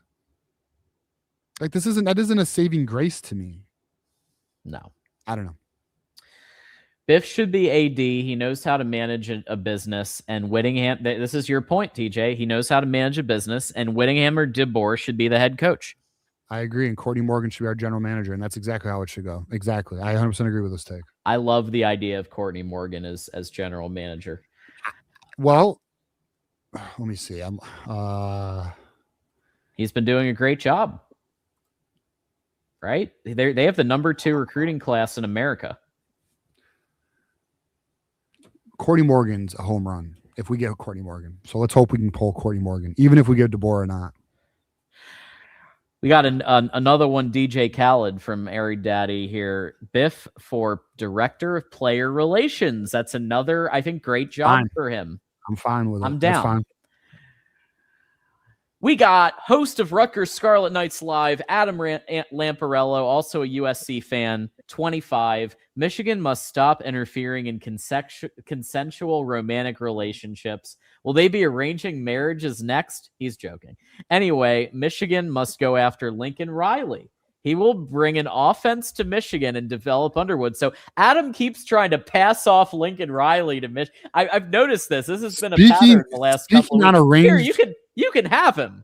Speaking on arranged marriages, Adam's trying to get us in an arranged marriage. He doesn't want us. He doesn't want him going after Kaylin Dbor. But we'll see. I'll just tell you, Adam. Look, man. There is a belief that Michigan's still knocking. I don't know what it means. Okay, like we'll see. I also think it's not highly probable at this point, but shoot your shot, I guess. Yeah. Bluebeard. Thank you, Adam, though. Bluebeard with the 5. Keep Biff for a season, and you see who you could pull away next year. He is the trust of the players. Braum and Whittingham aren't it. Hard schedule next year.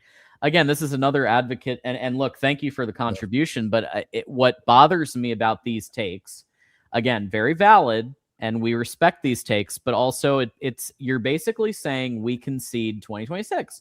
And if that's what you want to do, I respect that opinion. I just vehemently disagree with that opinion. I don't think that we need to forfeit the 2026 season just to go after a coach early in the next cycle. I think that would be a mistake, and it would cause so much exodus on the team. Like they're already let's be very clear. Players and coaches right now have one hand on the play sheet, and they've got one hand on their cell phone talking to everybody, right? And their agent is giving them, okay, these schools are interested in you, and then here's when you can, of course, you got to wait to jump into the portal officially, but these schools are interested. Here are the NIL packages. This is happening right now. So, do you want to throw gasoline and then light a match? Keep Biff for a season. Biff is doing a great job of keeping them now for the Citrus because the portal doesn't open until the 2nd. So they might as well have one more game on film. They might as well because they can't jump until the 2nd. That's the only reason he's... Now, I will say one thing with Biff is only 3 opt-outs right now. Well, that's pretty, and we will talk about that later. But that is pretty impressive that there's only 3 people... formally opting out. No. Biff Poe just did an interview, and I'm being tagged in it. I also had someone send me it. We'll talk about it when we talk about the game. Let's talk about it. There is. I'll say it now. Way more than 3. Okay, 3 was what was reported. Yeah, 3 was what was reported. I just found out literally 2 minutes ago, so this isn't some new news. Okay. Yeah, people are saying I'm wrong. Okay, that's great. Okay, all right. Well, we'll hear about it because it was reported that Derek Moore. That's right. It was Jaysean Barham, and I'm trying to think of the third. But those were the 3 that were reported. Giovanni El-Hadi is the other one. Giovanni El-Hadi was opting out because he's taking his talents to the NFL. That's right. That was good luck. Right. Yeah, good luck with that. But those were the 3 that were reported. So, and I do understand that Rod Moore probably won't play, and I understand that Hausman probably is off in Uganda. So I think it's fair to say Hausman will not be there. He will not be playing, most likely, in the Cheez-It. I'm still waiting for his side of the story. I'm very interested. Yeah. All right. Let me just also can I admit a confession? Sure. So I've been sucking on these cough drops. Pause. And I'm now in the stage of I just take them now because I like them. I've grown a liking to these damn things. I still have a cough though, don't mind you, but I've noticed I'm just taking them to take them now. Wild. I didn't think I'd get there. Wow. Well, hey, we'll have to get them in as a sponsor. There you go. There you go, John. Dr. Fakin says, "Fuck yeah!" regarding Courtney. Go Hoosiers. Okay. All right. I'm happy about the Courtney Morgan news and as a Hoosier fan. Or I think just rooting for Indiana to beat Alabama so that Michigan might get Courtney Morgan and Dbor. You're smart. I think that's what it would probably be. That's why you went to Michigan. That's what they call it, the Michigan difference. That's right. Difference. That's right. Live on air. Woo! Michigander with the 10. Joel Klatt said on his show last week that one day he interviewed Kyle Whittingham before their game. Kyle was still on his Peloton and beat Joel's score. Kyle is in shape for his age. Right. He has 8 years in him. So, all right. I love it. I'm telling you right now. I'm going to tell you all right now. If we had Kyle Whittingham, you'd be fucking happy. I promise. Now, we know it's a short-term thing. It's a good coach. I like Signetti too, but it's not happening, buddy. Michigander, Biff is an auto wash season, 6-6 at best. So Michigander is saying my 6-6 predictions actually. It'd be a tough year. I think. It would be. I agree. I don't know about 6-6 though, but it'd be a tough year. Minnesota Dave is here. Happy Festivus, the season for the rest of us. Oh, yeah. Thank you, man. Shout out to everybody. Have a good holiday, episode. everybody. Enjoy your holiday. Appreciate your time with your people. I mean that. Yeah. The people that you love and friends, family, everybody, appreciate. This is the time. And dogs, man. I got a dog that's aging. I'm like, all right, I got to spend more time with this dog. Facts. Hoosiering, you starred this one, I think. So, well, TJ, you're not wrong about much, but I think you're wrong about BROHM. I like the first part of this. That's why, John. All right, okay. Okay. No, I mean, my whole point is, all right, listen, my whole point to this was BROHM is a pretty good coach. He's not a really good coach, and he's not elite. That's where I want better. That's all. Ryan Hall with 5 gifted memberships. Congratulations to everyone who just got a gifted membership. Thanks to Ryan. Appreciate Ryan always doing that and being there.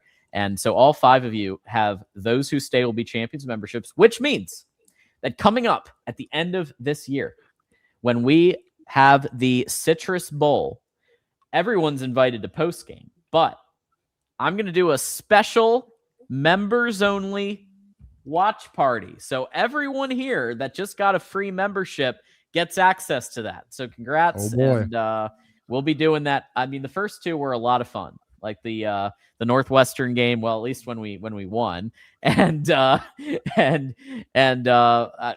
State. It was fun to be with you guys while the pain was happening, so it wasn't so bad. Yeah, the people seem to enjoy it. Ryan is back with a 50 burger. Merry Christmas. Thank you, John and TJ. Keep up the good work. Merry Christmas to you, Ryan, and Merry Christmas to everybody who's watching the show tonight. Very cool. Thank you, Ryan. Thank you, man. Thank you. 89, Dr. Funk with the 10. Michigan needs to get their house in order with the president AD. It's going to come at the expense of the football program if Kyle is hired, and the players will run for the portal. So he's saying, I mean, from what I understand, the president hire is coming. There's currently the interim president, Dominic Grasso. Well, it was going to be announced this week. Mm-hmm. It was supposed to be announced this week with the coaching hire. Next week, apparently, it'll be announced. All right. They already know who they got. They already know. It's already done. So yeah. Anthony with the 20. TJ, I figured it out. You're spot on. If this goes past the weekend and closer to the portal, they are waiting on Dbor. Yeah. Still say Whittingham's backup. I will keep you posted, brother. So this is exactly what you said. I mean, this is what you were talking about. Right. Yep. Yeah. No, and I'm glad to see my guy figured it out. So shout out to Anthony. Appreciate him, man. Ding. This is Keith Rebar, charter member of the Connor Stallions espionage team.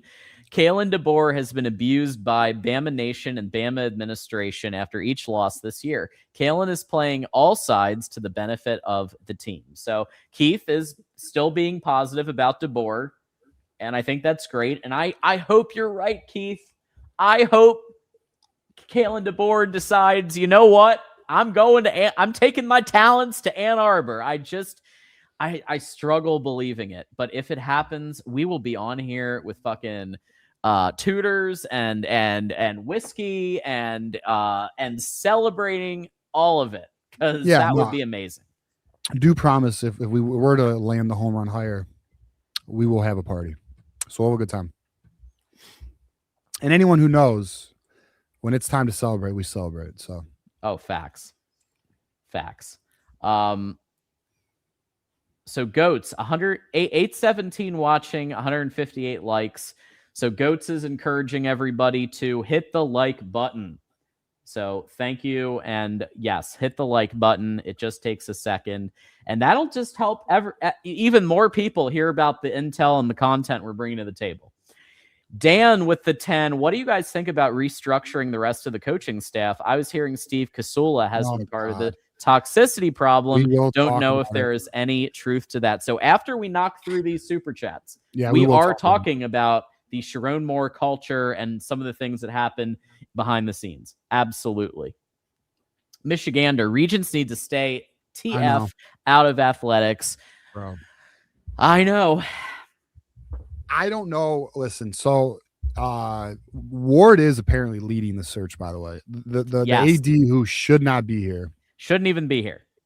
Who has watched so much. Has done some good. So we'll give some good. He has done Dusty May. Yep. And the obvious choice of I don't know, signing Brandon Naurato, even though he wanted to do a fucking search, even though it was clear as day it should be Brandon Naurato.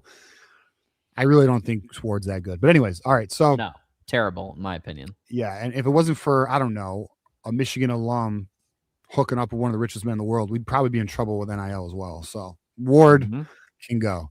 But yeah, he's leading the freaking search. Yeah, freaking Ward. And the Regents, I'll be real with you. I don't think I like our Regents from what I know. And I don't know all of them, by the way. And I don't really know. I never met them one-on-one. But just from what I've heard, and I will simply say one of the things I've heard, or not one of the things, one of the Regents I've heard a lot about has been coming to light lately. And we've touched on it on this show time and time again.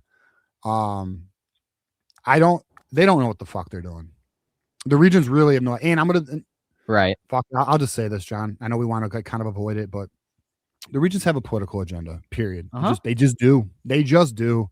And I guess that one could say, well, that's going to happen when they are politically elected into that position. So, I mean, I guess. Right. By the state of it's a fair argument. Yeah. They're voted in. And, they have political, some of these Regents have political aspirations. So, unfortunately, it's the way it is. Wolverine, not so casual with the $5 Australian. Biff apparently went on a Texas podcast and said, oh, I think this might have been I hear that might be AI.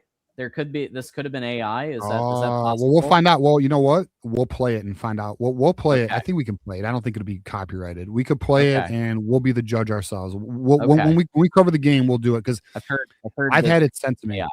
Yeah, I've had it tagged to me. I've had it sent to me. We'll see. So now he's saying it's fake. That's interesting. Seemed fake, but now people are thinking it's real. Yeah, 25 seems like a lot more than what's been reported. Find out. We'll tag it or we'll watch it together. Flint says Whittingham is the one. If you strike out on Dbor, in my opinion, Whittingham is the one. I think that is the smart move. And get Courtney Morgan regardless. Yeah, so account is also saying it's fake. So yeah, I'm very curious to see. Can we spot the AI? We'll find out. Fucking AI. Wolverine, not so casual with the $5 Australian. I'll still take Fish. Whatever's wrong wasn't an issue for both Arizona and Washington. He was a solid coach that I think the players would get behind. All I'm going to say is that from the rumors I've heard that there were some of the parallels to the last few years at Michigan were a little too close for comfort. That's all I'm going to say. You can make your own extrapolations there.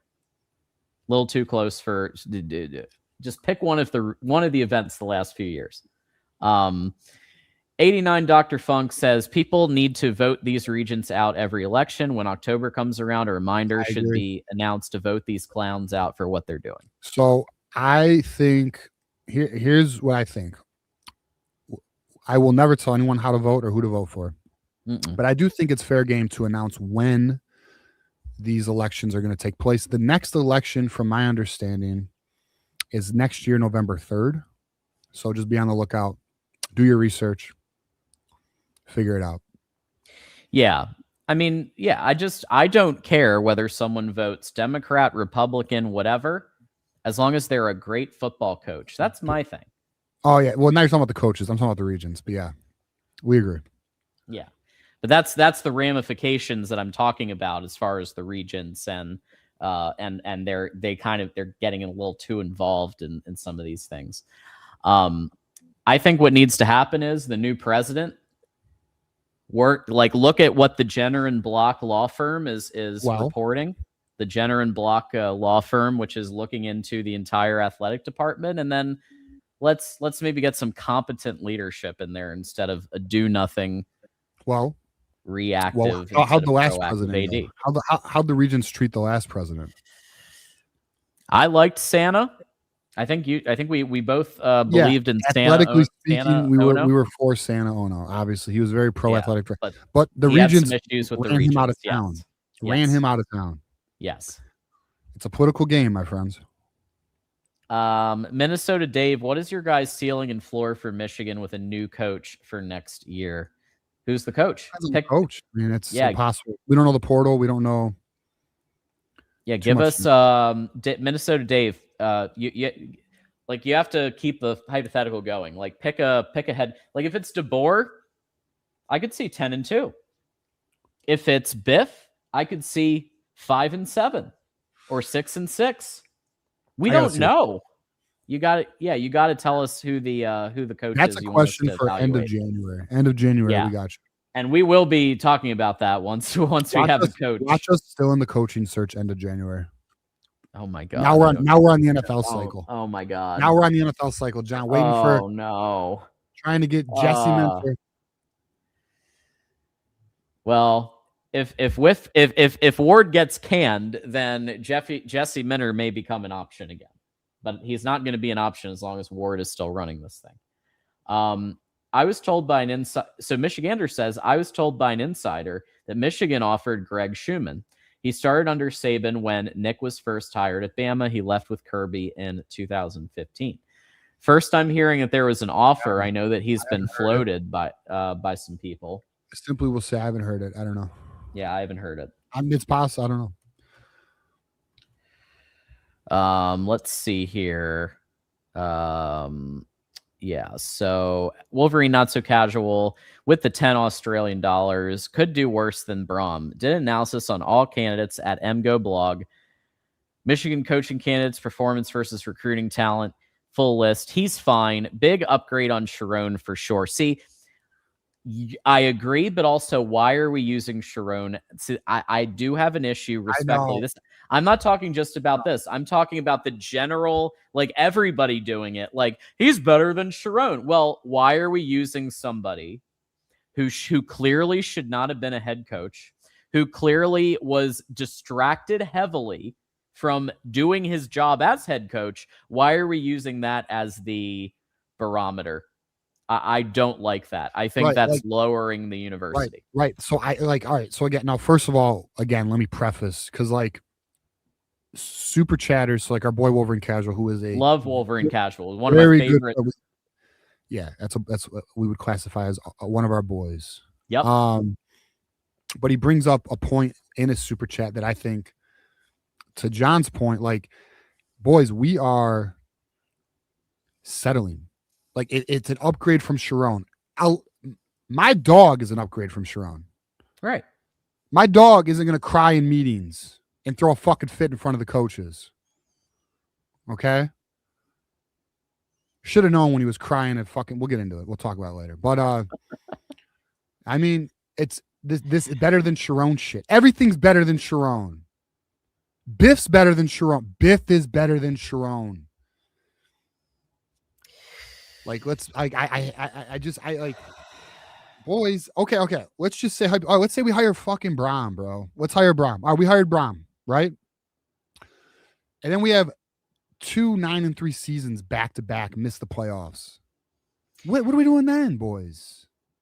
Another coaching search? And then guess what, guys? We're all 2 years older because we wanted to dick around because Jeff Braum's better than Chiron Moore. Now, you know what else? A kick in the nuts is better than falling into hot lava. It doesn't mean you want to kick in the nuts. Sounds like a better time, John, but I don't want either.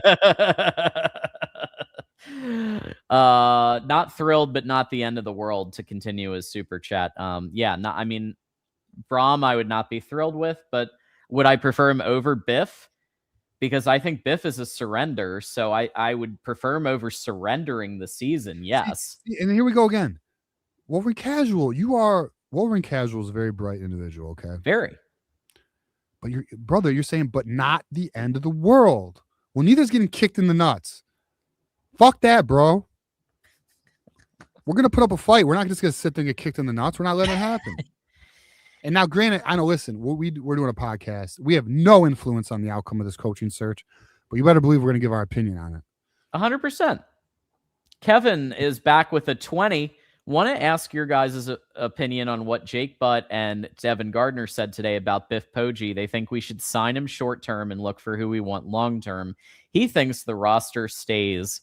I have all the respect in the world for Jake Butt and Devin Gardner as broadcasters and as football minds, but as business minds and as understanding how portal works and NIL works, I don't know if they're quite on the top of the game. I feel like it's a surrender. I think that it's saying to the world, we are waving the white flag on the 2026 season. We're going all in on being early in the coaching search for next season. Okay, well, let's play devil's advocate then. Sure, let's just play this scenario out. So you can either hire Biff for that 1 year, right? Mm-hmm. So that's that short term look, and he gets 1 year to showcase himself. And we start this coaching search from the beginning, right? We have the beginning of the year. Everyone knows the Michigan job may be open. Agents are aware. It will kill recruiting. Okay. Just flat out. We will be down a year. Okay. But then what if we didn't? Now, what if we don't do the Biff route and we hire the wrong guy for the next 2 to 3 years? Now we actually set back even further. I mean, the argument could be made, John. Now, ideally we make the right hire now, but the argument could be made if you make the wrong hire now, it'll actually set your program back further than 1 year of Biff Poe, who the parents do like, and they do like Biff Poe. Sure. Yeah. And we know multiple parents and players that said that they want Biff, but remember that same thing happened with the Penn State coach. But when Matt Campbell was hired, everybody seemed to be all of a sudden be pretty cool with it. You know what sucks is the Biff hire frustrates me kind of because it's like, okay, here we go settling again for a player's coach, a family's, that was Chiron Moore. Biff was only a head coach in high school other than his Charlotte job. Okay. Like, I don't know. To me, it's also settling. This is what I mean by what sucks though. If Penn State didn't hire Matt Campbell would be at the top of this list. And I would definitely still put Kaylin Dbor above Matt Campbell, but I would definitely feel more confident with a Kaylin Dbor, Matt Campbell, Kenny Dillingham top 3, maybe, and then Jed Fish was also in that picture, but clearly he's been X'd out. But I would have been better with that. But here we are, right? I mean, it is what it is. So. Just a heads up. So, in case anybody's excited about the CFB late night with Mark Rogers, I'm actually hosting that tonight, so it won't start until this show ends. So essentially, once this show's over, I'm going to ask everybody to join me over on Mark Rogers' Voice of College Football because I'm hosting tonight's CFB late night. So FYI there, let's keep rocking. Purpose over pleasure with the 5. I'd be excited with BROHM. It's an upgrade. Michigan doesn't need a top 15 head coach to win it all. The surrounding staff matters more. Good or bad take? Well, all right. So here's the concern with BROHM and his staff. Guess who his defensive coordinator is? Ron English. Does anyone know why? Listen, so John got into to Michigan, okay? Your boy got into Eastern. Okay, I was there during the Ron English days, and I had classes with the players, by the way, so I actually got some insight. They hated Ron English. He treated them like shit. Okay, and then why did he get fired from Eastern Michigan? Well, he was recorded in a locker room cussing his players out. Okay, so do we really think he would pass? And I'll tell you this right now. Remember we were talking about like actions and contracts? Guess what? If Michigan were to hire BROHM and Ron English follows BROHM, then Stapleton has far more influence on this than people realize. And I know there is a voice in the Michigan circles saying Stapleton does not have that influence. Ron English and Stapleton are friends. And Stapleton tried getting Ron English hired at Michigan over Harbaugh. Yeah. So we'll see. I mean, if Ron English, let me tell you this too. If Ron English gets allowed to come here, then what the fuck was the Dillingham issue? That would blow my mind. And then also on the BROHM thing. So he has these brothers who are also part of the coaching staff. Apparently very difficult. Very difficult. Hard to work with people.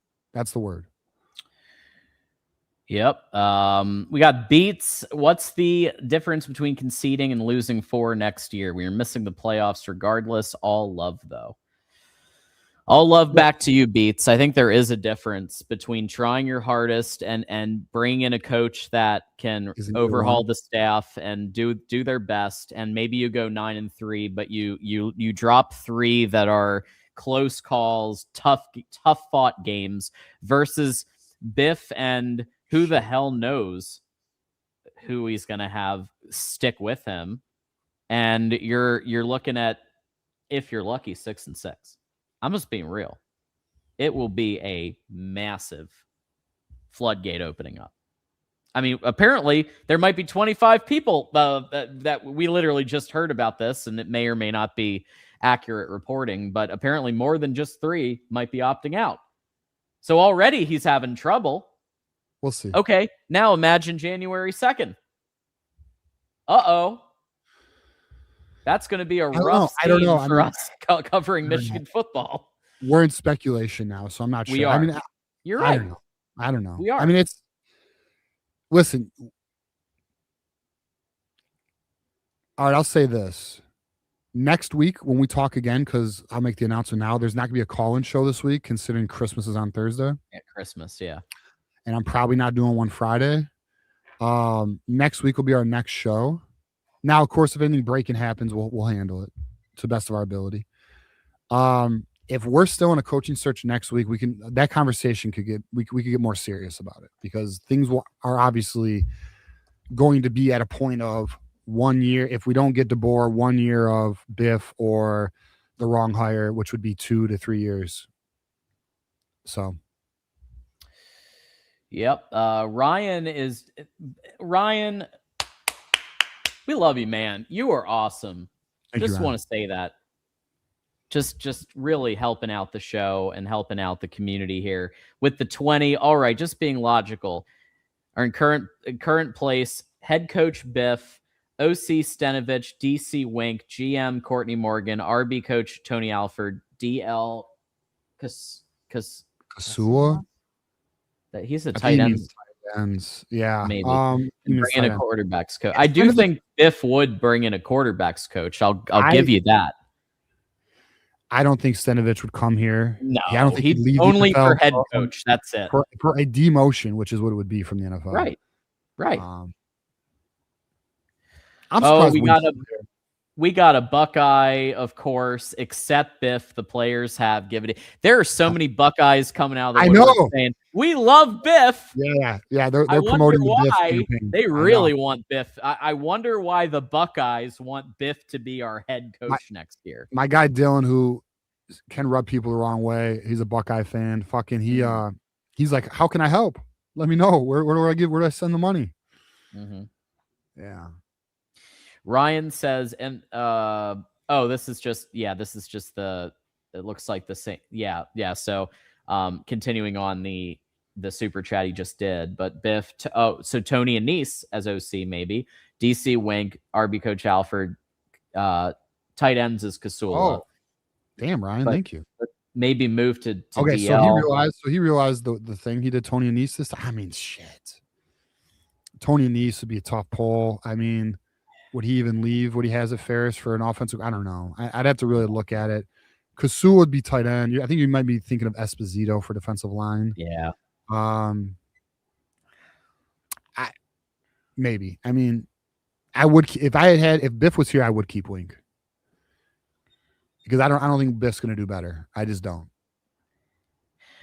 I'm going to ask everybody who, by the way, who doesn't quite get my point with the blueprint and why I disagree with Butt and disagree with Devin Gardner. I'm going to ask y'all to call in, because I'm hosting the call-in show next. So call in and we'll debate it. And I'm happy to go through it point by point.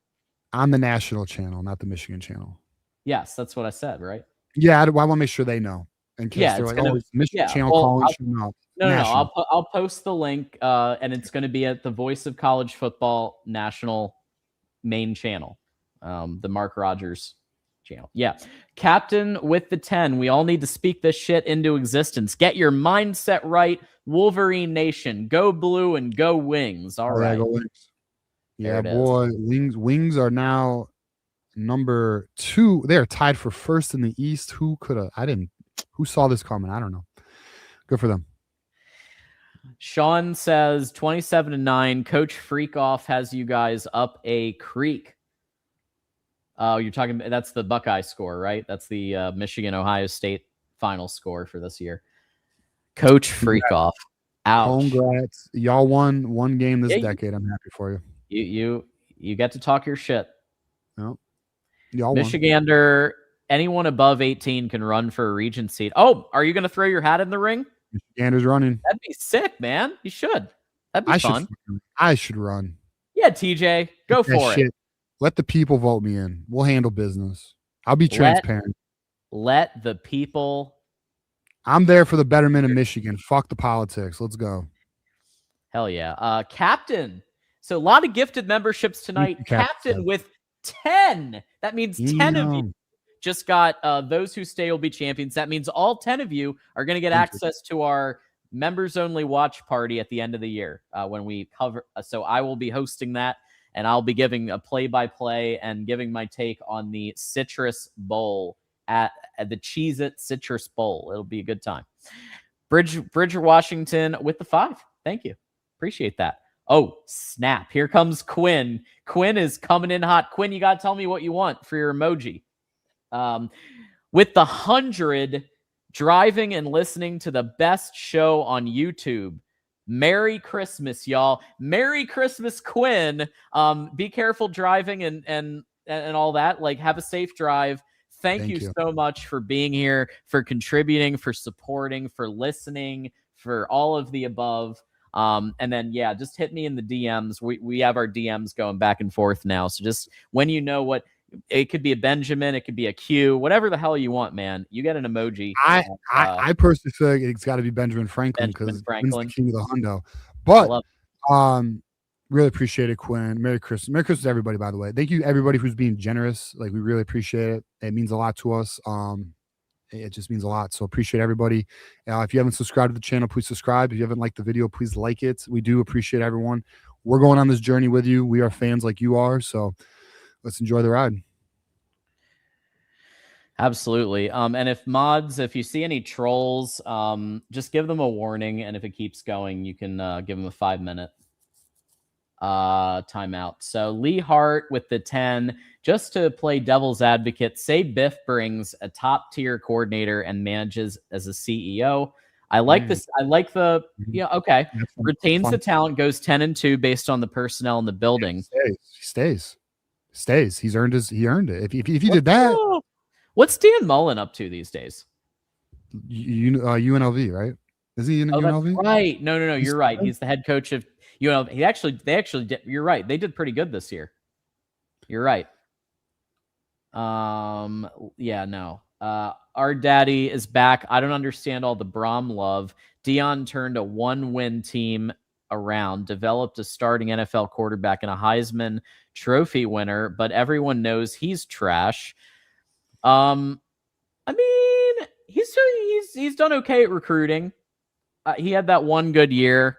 I think his bark is a little worse than his bite when it comes to, self-promotion and all of that. But I mean, I wouldn't go as far as to say trash. I mean, Colorado is not an easy place to coach at.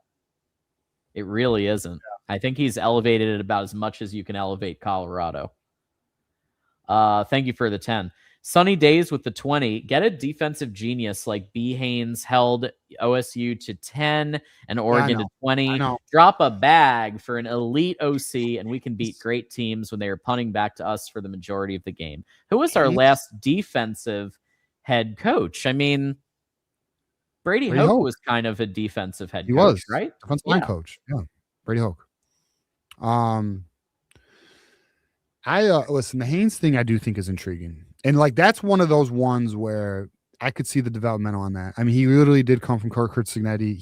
His defensive scheme was great against Ohio State. He's already proven he can beat them. Haynes and Schumann. I'll say this: Haynes and Schumann do intrigue me. Like I could see them as that developmental potential future top 10 coach potentially. I do need to learn more about Schumann. I need to learn more about both, to be honest with you. But I do think Haynes is slightly intriguing. But I'm not like, my God. Yeah, go on. Oh my God, this is unbelievable. Ryan Hall has just gifted 40 memberships. Oh, really? Ryan Hall, MVP on the gifted memberships. That means 40 people here. Wait, 40 people. He did 20 twice? Twice. Wow, I'm counting. I'm counting them both. Yeah, Thank 20 you. Twice. That means 40 additional, and he's already given some today. 40 additional people are going to be those who stay will be champions. You get access. Merry Christmas. You get access to our members only watch party, which will be at the end of the year. We will be all together as any member is welcome to join, and we'll watch the Cheez-It Citrus Bowl Michigan Texas Slugfest. So 40 more people get access to that thanks to Ryan Hall. Thank you very, very much. Bennett Tazzini with the 10. If we end up with Biff, it's not just the players we need to worry about. What coaches worth their salt are going to want to sign up for 1 year? Yeah, I mean, you're right. And this is exactly the point that I'm trying to bring out. And only like 2 or 3 aren't understanding it out of everybody. So to be fair, but like, you're exactly right. I mean, what coaches are going to want to play at a place where it's very clearly like a 1-year tryout? I don't get that at all. Joe with the 20. If anyone doesn't understand how poorly this is being managed and executed, I don't know how to help you have vision. With everything that's come out, it's wild, the lack of leadership. It's a dumpster fire. Natty in 24. So Isaiah Hole gave out a word of caution. He's essentially said in his show yesterday, I think it was, John. He said, I think it was yesterday. It all blurs. But I think he said, from the outside, it looks chaotic. But he says he put out a word of caution saying it may not be as chaotic as people think it is. Like I said, boys, what if Michigan pulls out that home run? What if Michigan does get Kaylin Dbor at the end of this? Then it was well paid. It was well played and tactful, quite honestly. So I am open to the idea of that potential. But I trust me, I lean with y'all. It looks like a cluster, you know what. So we'll see, to be determined. We got literally a week and a half, and we will know. About a week and a half, we will all know. Yeah, about a week and a half. Let's see here. We've got Ari Daddy. Why isn't Alford offensive coordinator for Texas? Why would he be offensive coordinator for Texas? Steve Casula has been named the OC for Texas. That was probably Biff Poe. Oh, okay. For us. Okay. Yeah. Well, because I would. All right. So I got to look at Alford's coaching history, but Casula was the offensive coordinator at UMass. Before coming to Michigan. Yeah, he has OC experience. Although he looks like to be a real asshole. We're gonna talk about that. Oh yeah, we are almost there. We are just not making sure everyone gets recognized, but we are almost there to talk about that. Muscle Man with the 2. Michigan needs to hire a coach with a good jawline. I believe Kyle Whittingham has a pretty good jawline. So there you go. And Turfs with the 2.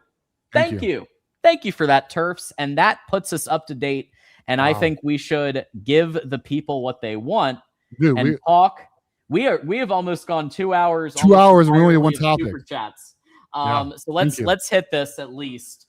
Inside the Chiron Moore tenure, Chiron versus Winks, there was a very interesting Detroit Free Press article which really went behind the scenes of Chiron Moore as head coach. TJ, you said it yourself throughout the season that Chiron Moore looked like he was in over his head. He just looked like he was maybe the job was a little too big for him. The lights were a little too big. That's exactly what happened behind the scenes, according to the Detroit Free Press. So apparently at one point, Chiron was having essentially like got wind that there was a discussion happening about recruits, called Wink Martindale out and asked kind of what gives. And Wink Martindale was just saying, hey man, we're just trying to help you get your, help you get your recruits. Find the right players. And I'm just the old guy, right? Was the other thing that he said. Well, because Chiron said to him, you don't know what you're talking about. You don't know anything. You don't know what you're talking about. And Wink was like, yeah, I'm just the old guy. Yeah. That's just one example of the like micromanagement. Micromanagement, but also like what we heard happened. Like Chiron is kind of an emotional guy. Clearly. And it does sound like that also happened behind the scenes. Like, you don't know what it's like to be the head coach of Michigan. You don't know what the pressure is like. Did John, and forgive me because I was looking at something, but yeah, did we mention the article and who wrote it? Yeah, so it was the Detroit Free Press article on Chiron Moore by Tony Garcia. Yes. Right. Okay. So he put out an article that was pretty lengthy, to be honest with you. And essentially it hits on what John was talking about, bursting out in meetings, yelling at coaches, a toxic atmosphere. And there were things in there not even mentioned that we've heard, that we've talked about on this show over the past year about how, and I mentioned this in November, we tried to be careful. Yep. Players showing up to meetings late, not being punished isn't the right word, but held accountable. You had practices the way they were ran. They were not ran how Harbaugh ran them. They were ran how Chiron Moore wanted to run them, which essentially they would run plays. And if they weren't executed to, complete execution, they would still move on to the next play, where Harbaugh would never do that. A lack of accountability, and essentially a friend, not a coach. And then on top of all that, John, Bro was not even focused on his fucking job. And here's the other thing too that I found interesting from the article is this is all right. Actually, I found this real interesting. Players' parents said the way the team performed on the field, it felt like something was off. Now, I know what's hilarious to me, John, reading that is we have been we're very critical of our team, but for the best, not for the worst. We're not here to give them shit. We're here to just, call it as we see it, observe it as we go, hoping for the best, clearly. But, a lot of people gave it, not a lot. There was a portion of the fan base who gave us flack for whining, calling us haters. But the reality was we saw exactly what we saw. We knew what we saw. The reality was we were on path. And something I think needs to be reflected on. If you find yourself as somebody who calling somebody a crybaby or a whiner or a hater because you disagree with their viewpoint, but later that viewpoint turned out to be true, maybe reflect and say, you know what? Just because I don't like what I'm hearing, that's why I believe what I'm saying. Instead of potentially thinking, hey, you know what? Maybe it's just data I can put on the back burner and we'll come back to it and see who's right at the end of the day. Because that's how I approach things, by the way. We'll see. Even if I disagree with something, we'll see. Unless I feel real confident, I'll bet you some money. But right. Which we've seen me do. But so point being is though, it was a mess. And it's amazing what it was even accomplished with this chaos that Chiron was running. 2 lives, by the way. And what's also interesting is it was confirmed that Chiron Moore, because we heard that, and I'll name it. I think I can name it. That Chiron Moore she was staying at where players were, the apartment complex that players were staying at. It's crazy. One of those players I don't know, maybe I shouldn't, but yeah, dude, like it was very clear that this was affecting because the players were seeing this. They were aware of this. It's hard not to when it's just blatant. Yeah. Like, apparently it was going. What's crazy is they were saying in the article that whoever was on that side of the building by Chiron Moore's office, there's no way they didn't know this was happening. But everyone just carried on as if it wasn't happening, But see, that's so crazy to me because why the hell would you allow the head coach to operate like this for a fucking year? Who's not even a proven, or this isn't Nick Saban. Yeah. Like this is it's so crazy to me. Yeah, I think that the profound incompetence of Ward Manuel is in full display here, because if this was such an open secret, TJ, that players knew about it and coaches knew about it, and his defense is, well, Chiron Moore and the assistant denied the relationship until that morning when Chiron was fired. So that's the defense. But Right. I find that very hard to believe when it apparently, according to Detroit Free Press, The Athletic, and other sources, this was a pretty open secret. Yeah, and I will say the name, because I see people throwing out Houseman, or it was not Samaj. I mean, listen, I don't know what other players were in the apartment complex, but I do know Donovan Edwards was in that apartment complex, and I do know Donovan Edwards knew about this.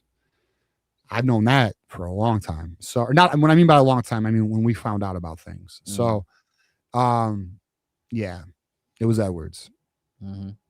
Very interesting.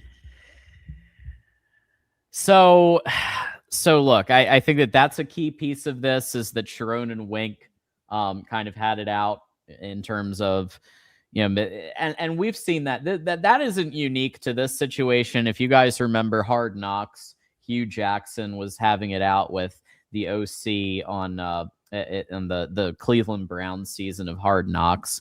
But it just speaks to like a bit of a dysfunctional situation when that's happening. Like Hugh Jackson won like 3 games in 3 seasons at the Cleveland Browns.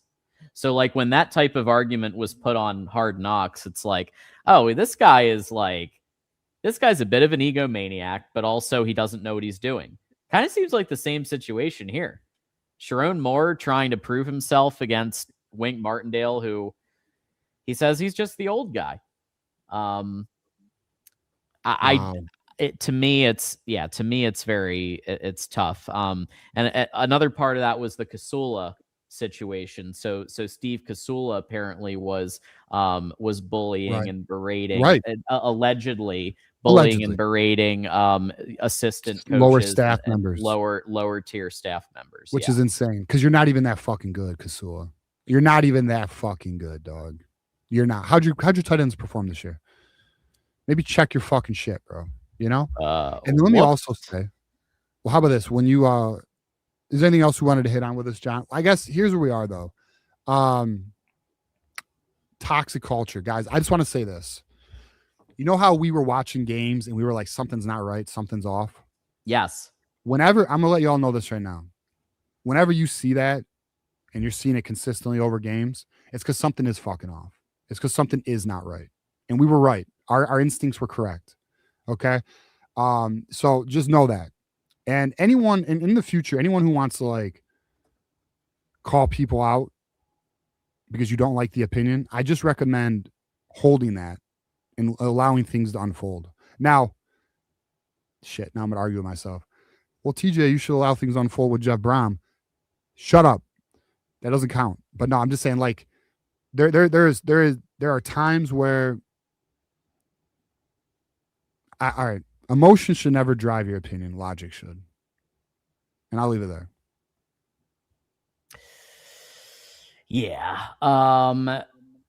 Yeah. So you're just, and you're going to probably continue to see more reporting and more examples. Isaiah Hole also said that he heard of a similar situation as to the Wink Martindale Chiron Moore thing from a different, from the USC game.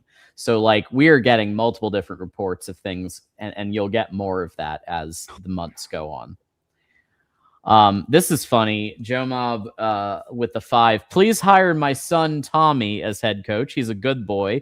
Sincerely, Mrs. Reese. So an appeal from Tommy Reese's mom. Okay. Yeah. Yeah. We'll see. Yeah. Isn't it amazing that name was floated and we haven't heard it since? I thought that was absurd and ridiculous. Tommy Reese is a joke. That's like full on. In the publication, that's an agent. And that's a clear indication that that's an agent, because especially the publication which was a Cleveland It was like an Ohio publication. It was clearly an agent floating a name out there. Yeah. So thank you again to Goats for reminding everyone to hit the like button. I really appreciate that. We really appreciate that.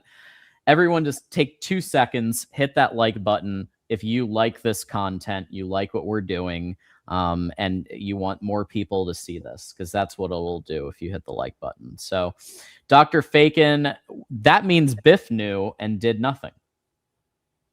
I mean, in 25, Biff was back with the team. So was he with the team in February when the initial, some of this stuff was reported to go on? Yes. Okay. Biff Poe came back in like December, didn't he? Okay. I forgot the exact month that he was rehired. Yeah. Remember it was like rumored, and we were like, oh, we think it's happening. Yeah. Because he came and visited or some shit. That's what happened. Mm-hmm. And Ryan is back with another 20. That brings it up to at least 60 in the last few minutes, not counting earlier in the show. Holy crap. We are officially have broken a record. Really? Yes. Most memberships at one time. Wow. So we had last year, we had about like 250. Now, these are monthly memberships, not subscribers, but we had about 250, about 250 something. We are now touching 280. So really appreciate Ryan helping out here with the gifted memberships. Appreciate that. Appreciate all y'all. So we are now at the largest point of our community in terms of, well, subscribers and members. So appreciate all of you. Thank you.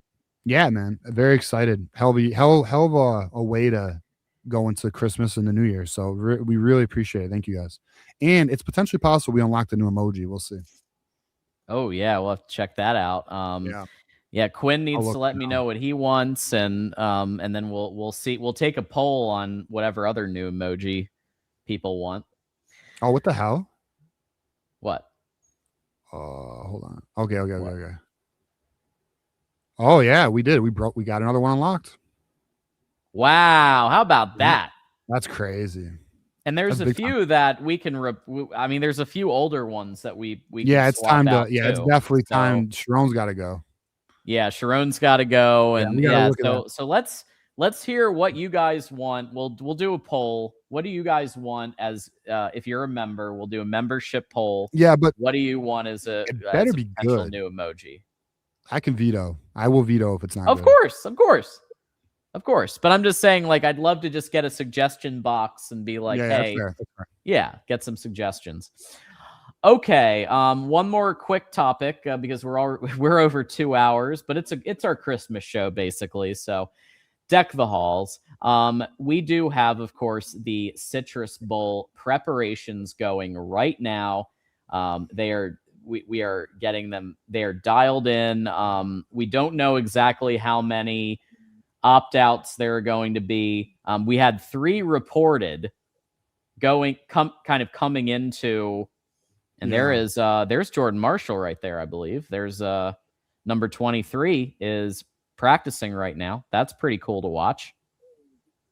So Jordan Marshall's back. We got, they're hitting the hit. Oh, I love that. Like everybody's getting into it. There's Metcalf. So they're practicing. They're doing what they need to do, putting in the work. My concern is I did hear a few whispers here in the chat earlier today about more than just the 3 initially reported opt-outs. So I don't know. We can watch it. We can. All right, let's see. I don't think we're gonna get copyrighted. If we do, I'm gonna be pissed, but we'll see. Yeah. Oh, it's just audio anyway. Something I've never experienced. And all I want for these kids is to enjoy the experience of playing in the Citrus Bowl against a team that should be in the CFP. I think we can all say that after the first round we saw. I mean, come on, give me a break.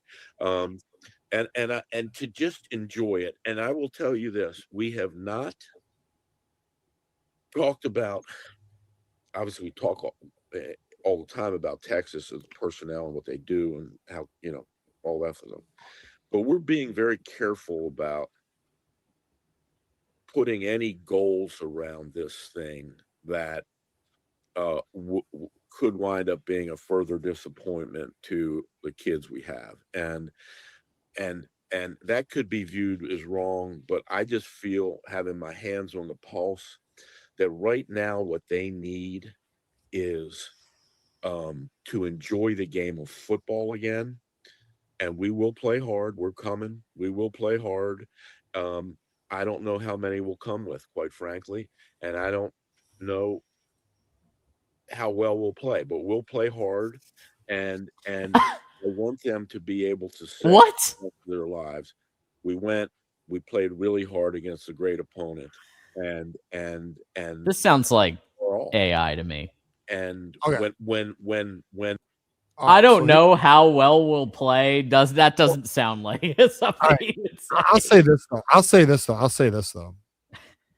It's getting fucking dangerous how hard it is to tell. Because I like the shit he was saying in there is not like, so let's just say it's AI, right? Maybe it is.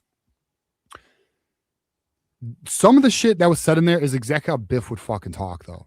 Sure. And I don't, it wasn't like some like Texas fan being silly, because it wasn't too stupid either. Like it was almost rational, some of the things that were being said.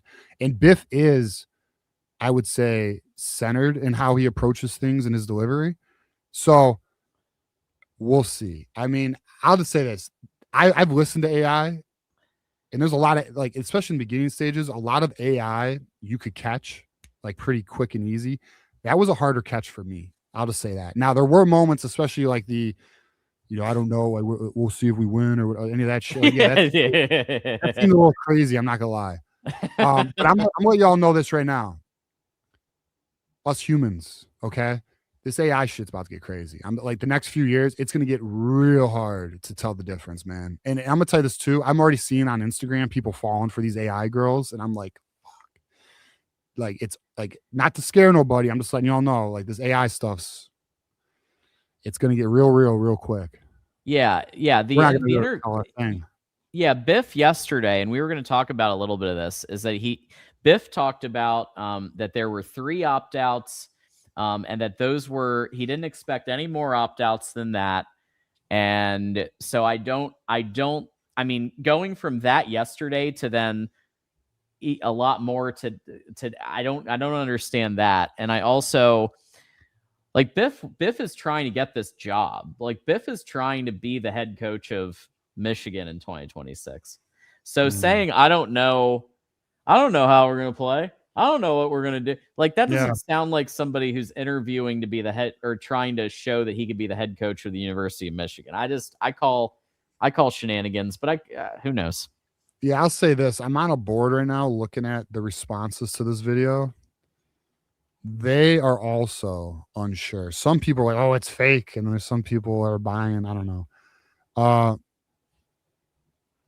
don't know. I mean, I think the context, what was said, seems off, but I will say the sound is scary good.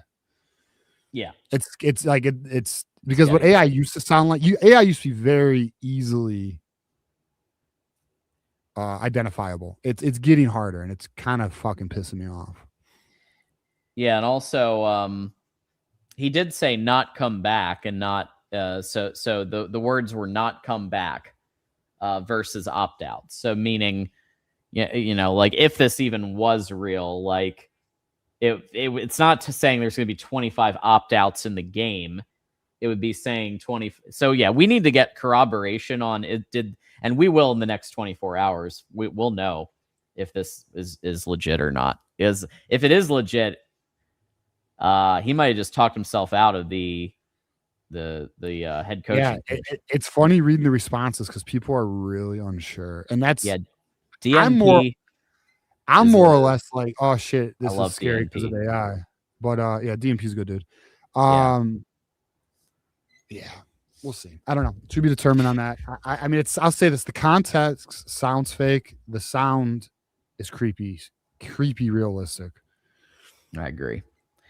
All All right, couple more super chats before we sign off here. So sunny days with the 2. Ryan wants a Brian Haynes emoji. He just texted me.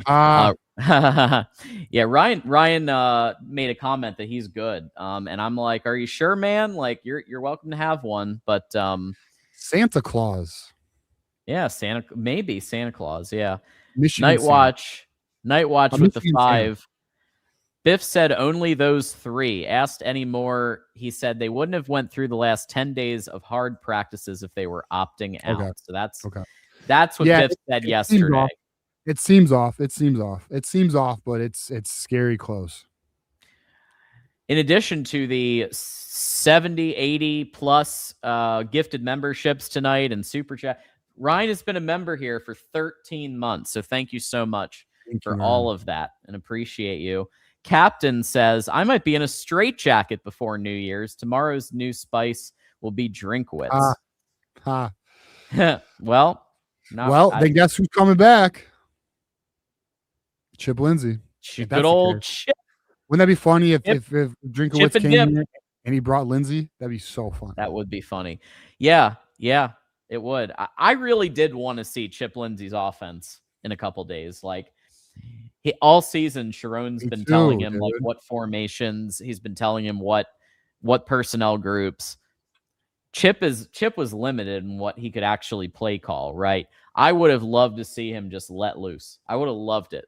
And unfortunately, we're going to see Steve Kasula let loose instead.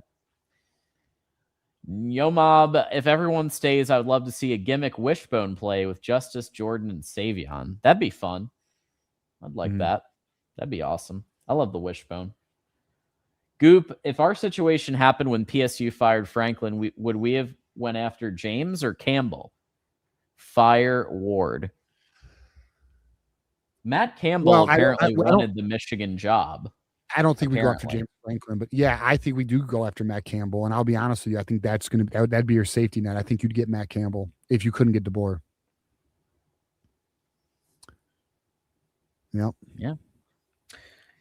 Keith, no on Tommy Reese. I want him off my NFL team. So Keith Klein, I guess, is a Browns fan. Keith needs a lot of people off his NFL team. That organization, he knows.